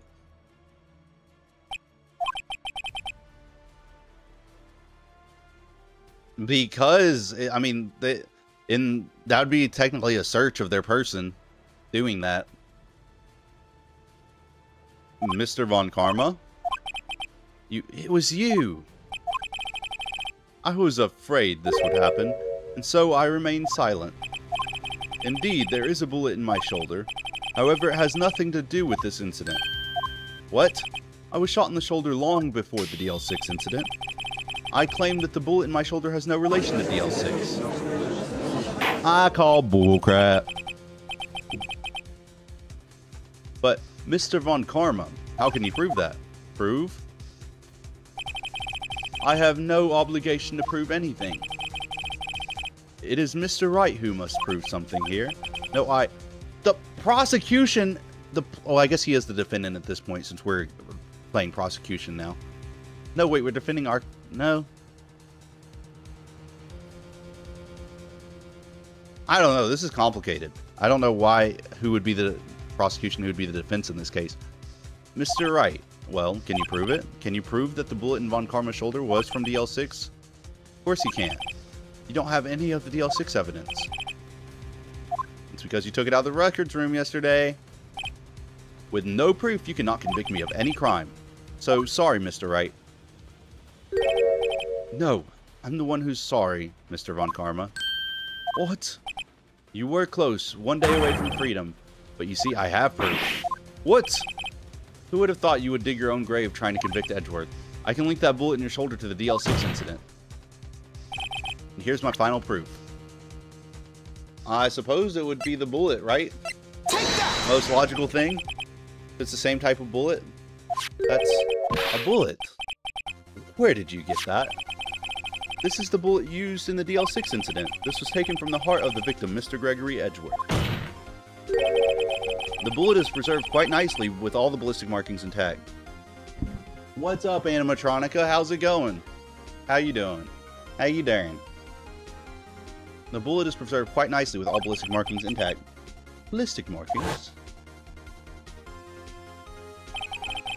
You may recall the term. It came up in the first trial 2 days ago. Ballistic markings are the fingerprints of a weapon. All bullets fired from a gun are marked with that weapon's unique pattern. By examining the markings, you can tell which weapon fired the bullet. It's quite accurate. You're in a war? What do you mean you're in a war, animatronica? Yeah, nobody would question that distant. We have 2 bullets in our possession. One, the bullet removed from Gregory Edgeworth's heart. The other, Mr. Von Karma, is the bullet buried in your shoulder. We can analyze both bullets, then if the markings match. Whoa, he's proposing digging inside the other person's shoulder? That's crazy work. We would know who both bullets had been fired from the same gun. Alright, well, it's good. Nice to see you, animatronica. Thank you for stopping by, man. The very same pistol, in other words, the murder weapon that killed Gregory Edgeworth. Mr. Von Karma, you will let us remove the bullet from your shoulder. Then we'll compare the ballistic markings to those on this bullet. And solve this case once and for all. Well, Mr. Von Karma? Oh, he does not seem happy about that. He does not. That scream. I've heard that scream before. Wait, I know. Hell, I can't breathe. Wait, I said quiet. You're not making this any easier. Stop breathing my air. I'll stop you. Stop breathing my air. Get away. Get away from my father. Oh, wait, we don't even have to prove that. We don't even have to prove that the ballistics came from his shoulder. Because all that we have to prove... we don't even have to prove that. All that we have to prove is that the ballistic, that they did not match the gun that was found at the scene of the crime. Oh, wait, there was no guns found at the scene of the crime. Never mind. It's that scream I heard in the elevator 15 years ago. Von Karma, it was you. Mr. Von Karma?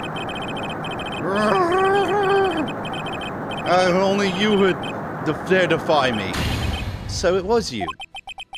You and your father are my curse. Your father shamed me with a penalty on my record. And you left a scar on my shoulder. What? That would never fade. I'll bury you. I'll bury you with my bare hands. Death, death, death, death, death, death, death, death. 15 years earlier. Chief Prosecutor, I am so sorry. Von Karma, it's not like you to make this kind of error. I never would have thought that Edgeworth would be the one to catch you. I was careless. I'm sorry, but you will have to be penalized. I've covered for you in the past, but not this time.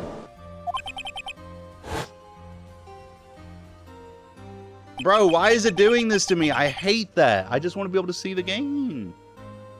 It was a shock like none I had ever known. Me? Penalized? It took hours for me to regain my composure. Suddenly, I found myself in the darkness. I was in the court records room. I must have wandered in there without thinking where I was going. The room was pitch black. The lights must have gone out. I went out into the hall and felt my way up to the elevator. I pressed the button, but nothing happened. Then, there was a noise. I was in pain, a horrible burning pain in my shoulder. Just then, the lights came back on and the elevator door opened before my eyes. I saw 3 people inside, all laying unconscious from oxygen deprivation. Much to my surprise, a pistol lay at my feet. I knew then it was destiny.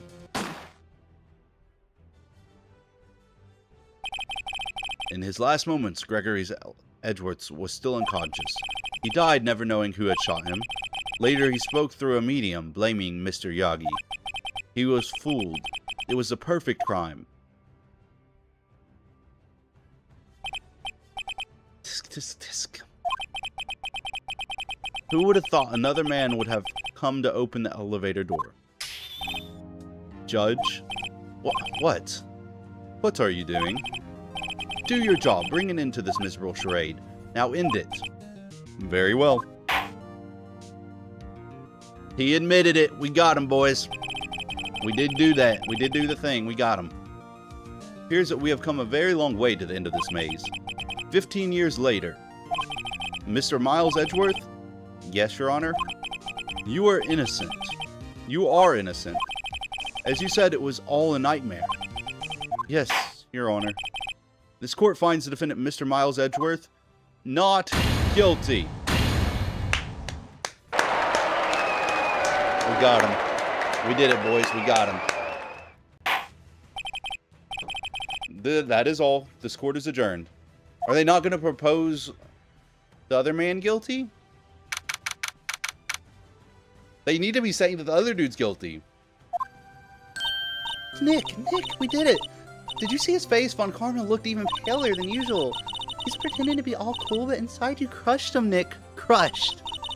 I gotta say, I'm impressed. It was pretty close, though.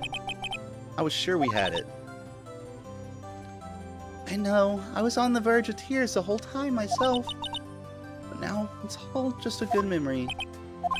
So, it's finally over, Edgeworth. Right. Yeah? I'm not sure how to say this. I know, try. Thank you. I see. Thank you, Wright. You're welcome? I think you could have done better than that. So sorry I'm not good at that sort of thing. You got a lot to learn, Edgeworth.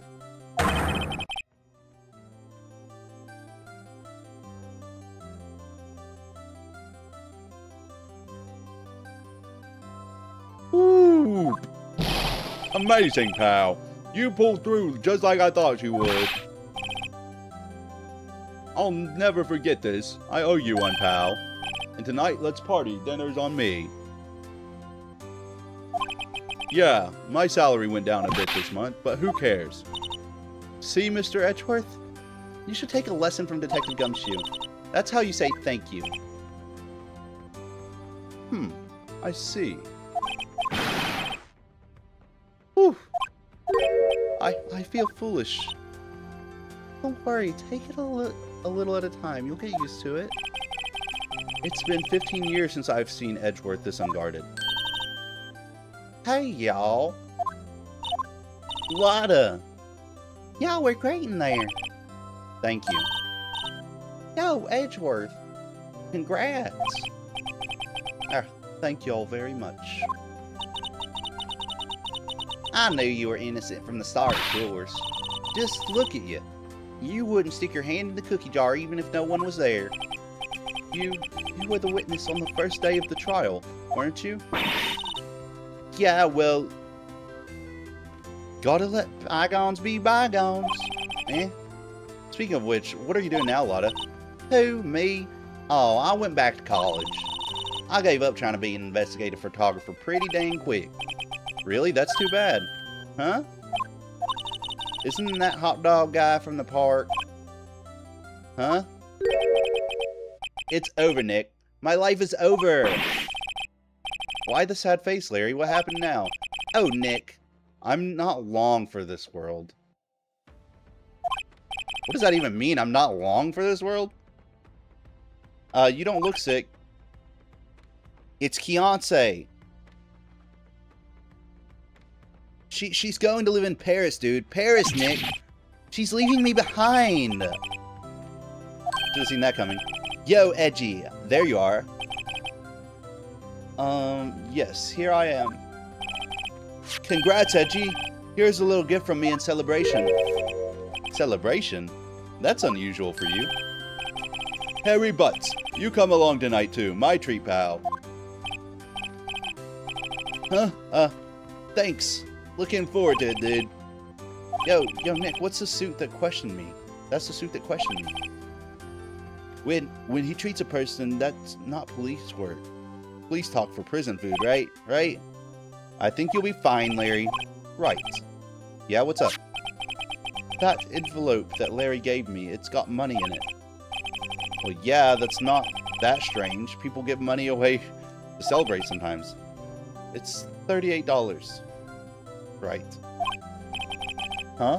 What a weird amount. I mean, it's not a little, but it's not a lot either. What do you mean? $38 is not a lot of money at all. $38 exactly. Nick, wasn't that exactly the amount of lunch money that was stolen from Mr. Edgeworth in school? $38? No. No, Larry, it was you. What are you so surprised about, Mr. Wright? Huh? Larry was absent that day from school, right? But that doesn't automatically rule him out as a suspect. What? Think back to that day 15 years ago. Larry took the day off, but he was bored, so he came into school anyway. Then he saw the money lying there, and the rest is history. I never was good at history, huh? Edgeworth, you didn't know, did you? I suspected. I just couldn't picture Larry protecting you like he did that day. Everyone else was saying you did it. The whole class was against you, remember? Yeah, well, too well. Right, you might not know this, but we used to have a saying back in school. When something smells, it's usually the butts. I know. Really, Wright, I'm surprised you didn't figure it out. Well, this sure is an unexpected turn of events, eh? Edgeworth. You should have told me. Now, Nick, it was 15 years ago. Don't you think the statute of limitations has run out, Mr. Edgeworth? I'd say so, yes. There you have it. Where does that leave me? I became a defense attorney because of what you two did. Well, you have always been something of an insufferable emotionalist. Get him, Edgeworth, get him! Yeah, and you get worked up too easily, too. The death sentence for both of you! Man, if only I had known, I'd have become a prosecutor. The same goes for me, only the other way around. For the longest time, I thought that I might have killed my own father. I thought I might be a criminal. I became a prosecutor in part to punish myself. If I had known the truth, I might have become a defense attorney. After all, Edgeworth. Want to switch, Wright? Hey, y'all. Line up, I'll take a photo. Hey, photo time, let's go.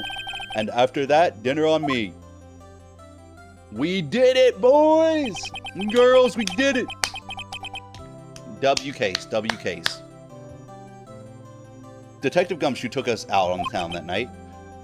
And for no particular reason, I decided to go for a run. We celebrated Edgeworth's newfound freedom, even though Edgeworth himself was still in detention. I don't know why he keeps on doing this black screen thing. Weird. Uh-oh. What's going on? Whoa, I went a little overboard yesterday. My head hurts. Huh? It's still only 5. Maybe I should go back to sleep. What's this? A letter? Good morning, Nick. You were really impressive yesterday. Seeing you, it made me think about what I'm doing here. I'm a spirit medium, in training, of course. I wanted to help Mr. Edgeworth, too. I wanted to help you. But I couldn't. I was useless. I've decided to go back to my training. I've become a full-fledged spirit medium, for starters. I couldn't say it to your face, so I left this letter. Goodbye, Nick. Aw, she's leaving me. Dang. Goodbye. What time is it? The first trains for the mountains have already left the station?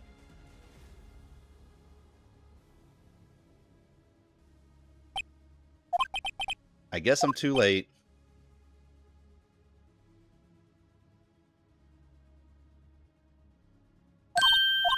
Hey, Nick! Maya. So, you're leaving? Yeah. It's hard being a spirit medium who can't talk to spirits, and I think you'll do fine without me, Nick. Be good, okay? R.I.P. her. Hold it. Wait. What? I never could have saved Edgeworth without your help. Huh? On the last day of the trial, I heard Mia's voice. You heard my sister? Yes, only her voice, but still. It was at the very end when I thought we'd lost everything. Well, that's my sister for you. Detective Gumshoe helped. And Mr. Grossberg, and even Larry. I'm the only one who couldn't help. I was useless, Nick. But you were the one who stopped Von Karma, Maya. Huh? I didn't do anything. All I did was wander around in a daze. Sorry, but I have evidence that you helped. Evidence? That she helped. I don't remember what she did. I'm gonna be honest with you. Sure, that one. We'll go with that one. Huh? Sorry, Nick. I guess I don't understand. Uh-oh. Okay. You don't have to try and cheer me up, but one day I'll come back and be useful, I promise. So, this is it. See you soon, Maya. Wow. What a conclusion. I'm not sure if that's the last episode in the first game or not. I think there might be one more. I'm not sure, though.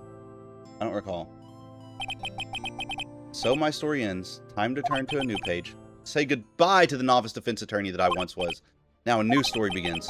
The same old crazy cast of characters. Huh. Don't think you've graduated yet, amateur. Mr. Wright, perhaps you'd like to rethink that claim?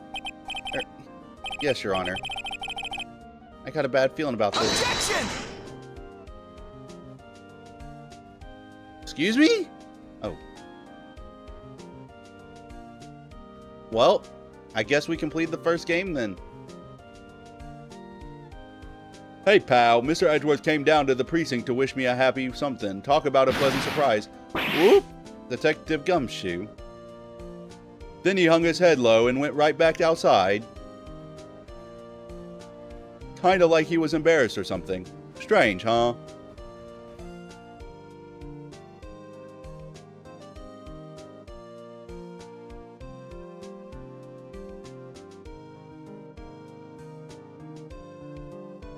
Huh? Nick? No, I haven't seen him lately. But who, me? I've been working on a cheese shop. That's Missy's a nice lady, but she's not exactly what you call a... Oh, she's in Hawaii right now, yeah? Sorry, it's going so fast I can't keep up. Dang nabbit.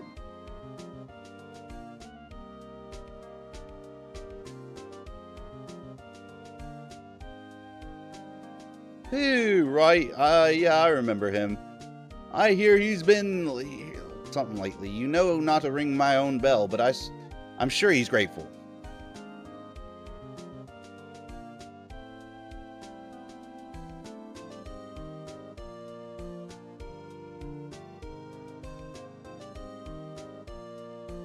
This dude. Phoenix Wright, the defense attorney for whom I wrote that affidavit. Oh, you should know, I've taken over management of the Gatewater Hotel. Should you be in the area, please stop by.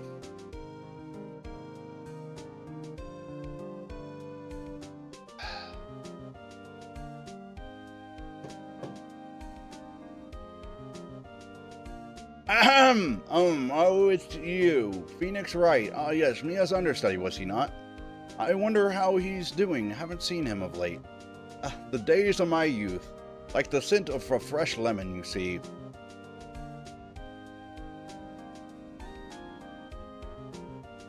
How long is this? The credit's gonna be? They could make him go a little bit faster. Dang. Phoenix Wright. Is he an actor? Well, I'm not buying it. You can be a star with a name like Phoenix. Did you know on DVD and one of them, I don't want a DVD or everything.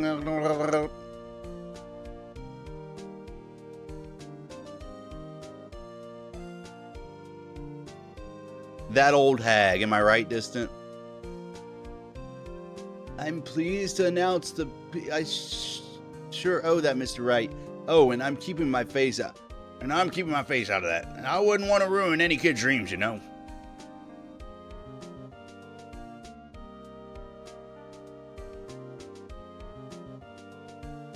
You can't skip past these either, so I have to watch through them all. It's fine. Oh, I got a letter from Maya the other day. Sounds like she caught a cold standing under a waterfall. I wanted to visit, but I don't remember what voice I did for this lady. I'm not gonna lie to you. She says she can't buy them where she is. What kind of place is she living in anyway?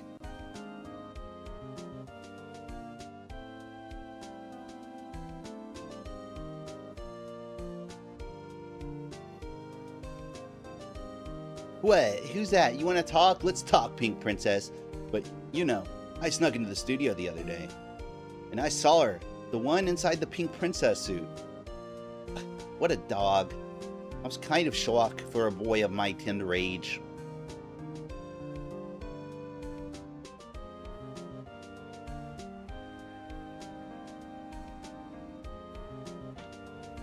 Hi, y'all. Yeah, I remember Wright, that lawyer guy. Huh? Me? I'm in training. Becoming a paranormal photographer. You know that picture I took of everyone? Well, just behind them there's a ghost. For real. Now that's talent. I'm gonna be famous.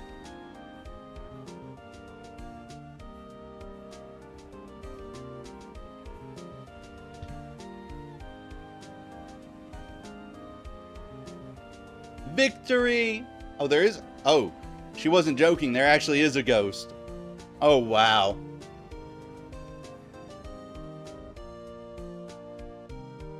Those reminded me of Turkish Delights and Turkish Delights. Ooh. Hold up, that isn't the end of the game. Brand new episode has been added. Yes, I would love to save. Right here. Alright. Well, that was the end of episode 4. So, I hope that all of you have a great rest of your night. I'm going to go ahead and end stream here. If you did enjoy the content and do want to see more Ace Attorney or otherwise content, leave a like and sub. And yeah, I hope that all of you have a great rest of your night.